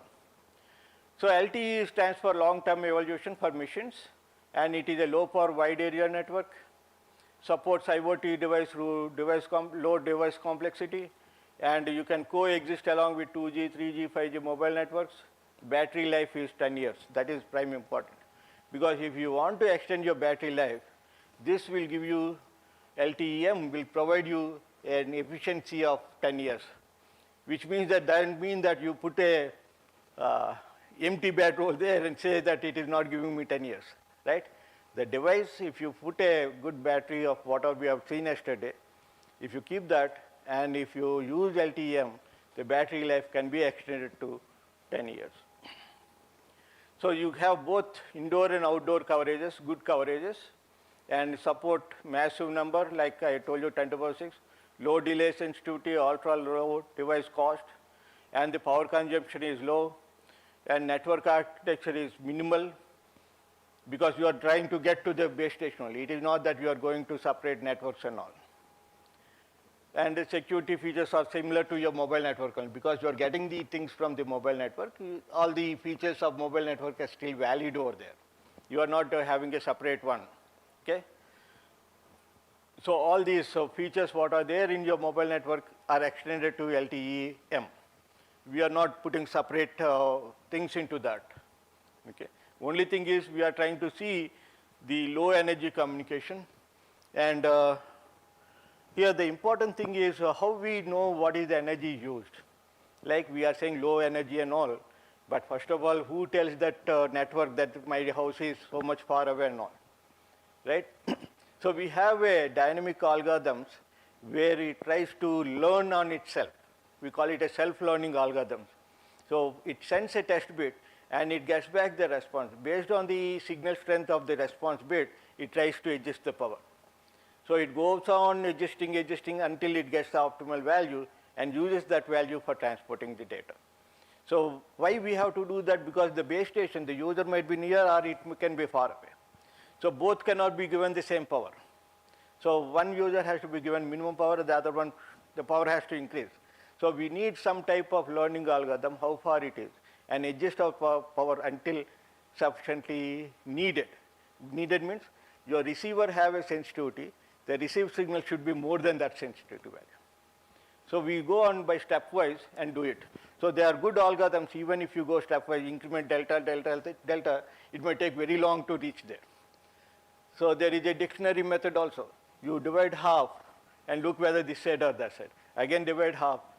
That's what we do in dictionary. If we want an alphabet, we open the dictionary and see which type we have alphabet. Again you open that one and see where it is, and so on. So that is faster way of reaching to that. So there are, like that we have a lot of algorithms over there, but still some mechanism should be there so that you use the power as low as possible. You have to learn by iterative methods and get to reach there. So the next one is EC-GSM, extended coverage GSM we call it as, and the standard name is EC-GSM IoT. And this is what we are trying to look at very carefully, like because the old structures what are there, the 2G structures, we want to use it for IoT. That's the basic idea of EC-GSM. So the GSM networks are 2G networks. So the base structures what are remaining in the existing architectures are the places. We want to use them for IoT purposes. So because we are not investing anything more. The structure is there. Only thing is we have to change the panels. So that if you do it, then it can be used for low power applications. So this is one area people are trying to do, but this has not fetched anything. People have stopped research on that. And they are moved towards the narrowband IoT, right? So the narrowband IoT, if you try to see, this is low power wide area network only. And you can see the services what it tries to provide is like your Windows plug and play. So when you have a device, automatically it gets connected to that. We call it a plug and play architectures. So when you put a device, automatically the Windows will detect it. So such type of operations are there. And even the power consumption of the users have been increased. Okay, so system capacity, spectral efficiency, deep coverages are the another prime important, and the life is also 10 years, right? So when a device is connected to NB-IoT, you know that very low power is being used, and hence your battery life will try to extend, right? So this is, if you try to compare these two, because these two are the prime contenders over here, LTEM, which is again I am 10 years, and the NB-IoT also says I am 10 years. We have to compare among them, these two, and see which one is good for our application. Because this one is not saying that I'll give you 10 years life and all, right? So we have two competitors, NB-IoT and LTEM, and we want to see which one is good for what type of applications. So if you try to see, we have LTE category 0, LTE category M1, M2, and non-BL also. So if you try to carefully look at these things, this is category machine 1, machine type communication 2, and so on. And we have narrowband 1 and narrowband 2 and all in NB-IoT. The data rates, if you try to see, their data rates are very high in the LTEM compared to NB-IoT. That is one important thing. So I want to monitor some area. I kept a camera. I have to go for this type of communication rather than this. If I have a weather station which I am trying to monitor, this is sufficient. I need not have to go to this, right? So this is the data rates which tells you which type of application. And similarly, if you try to see the frequency, here I have not written. Let me go to next slide. So the mobility, this is more important. So if I kept the IoT device on a vehicle and I am going around, then which type of network I have to pick it up, right? If I see that mobility is supported by LTEM, not by NB-IoT. The handoff procedure is not there in NB-IoT. Again, the call has to be dropped, and again it has to be connected. So when I am going continuously, NB-IoT cannot be used. If it is stationary, NB-IoT can be used. If it is mobile, then I have to go for LTM because it has network structure to carry on, right? So you have this handover process in the LTM, and you don't have this support in NB-IoT, okay? So just keep in mind that whenever there is a mobility, we have to go for LTEM. If the mobility is not there, you can stop at NB-IoT. And if you see the coverages, mostly if you try to see, the Asian country, the blue one, if you try to see, we use NB-IoT rather than LTEM, right? Which means that the applications what we are trying to develop right now are stationary applications only, either agriculture field or in the house or somewhere else outside dustbins and all. They are not moving around. The dustbin will not be running up and down. It will be stationary over there. So such type of thing, electrical pole, these are all like stationary objects, and we heavily use the NB-IoT, which means that we are not using high-speed mobile or high-speed car. You are not trying to use that mobile and sensing and all these things. Whereas if you try to see the North America and South America and the Australia, you can see that they are predominantly using both the things, right? And if you see only LTEM, there is a small region called Mexico and some Caribbean, I think it is. There we try to use that. Okay, and South Africa also they try to use NB-IoT. Okay, and most of the places they have not started it in the Africa and all, but the rest of the world, majority of the people are trying to use these IoT devices. Right. So let me summarize this, like LTE-M and NB-IoT, both are good for IoT applications, and mobility, LTE-M is better choice, and if you have coverage, GSM is best one because the GSM towers are always there, they can cover the complete city, already there, we need not have to deploy new things and all for coverages. Power consumption, both are good, lower power only, both are saying 10 years, right? And transmission rate, LTE-M is better than the NB-IoT because you have megabits of data rate and this is only kilobits. So this is a small summarization of what we have seen. And nowadays people are popularly use smart meters, LCD meters and all.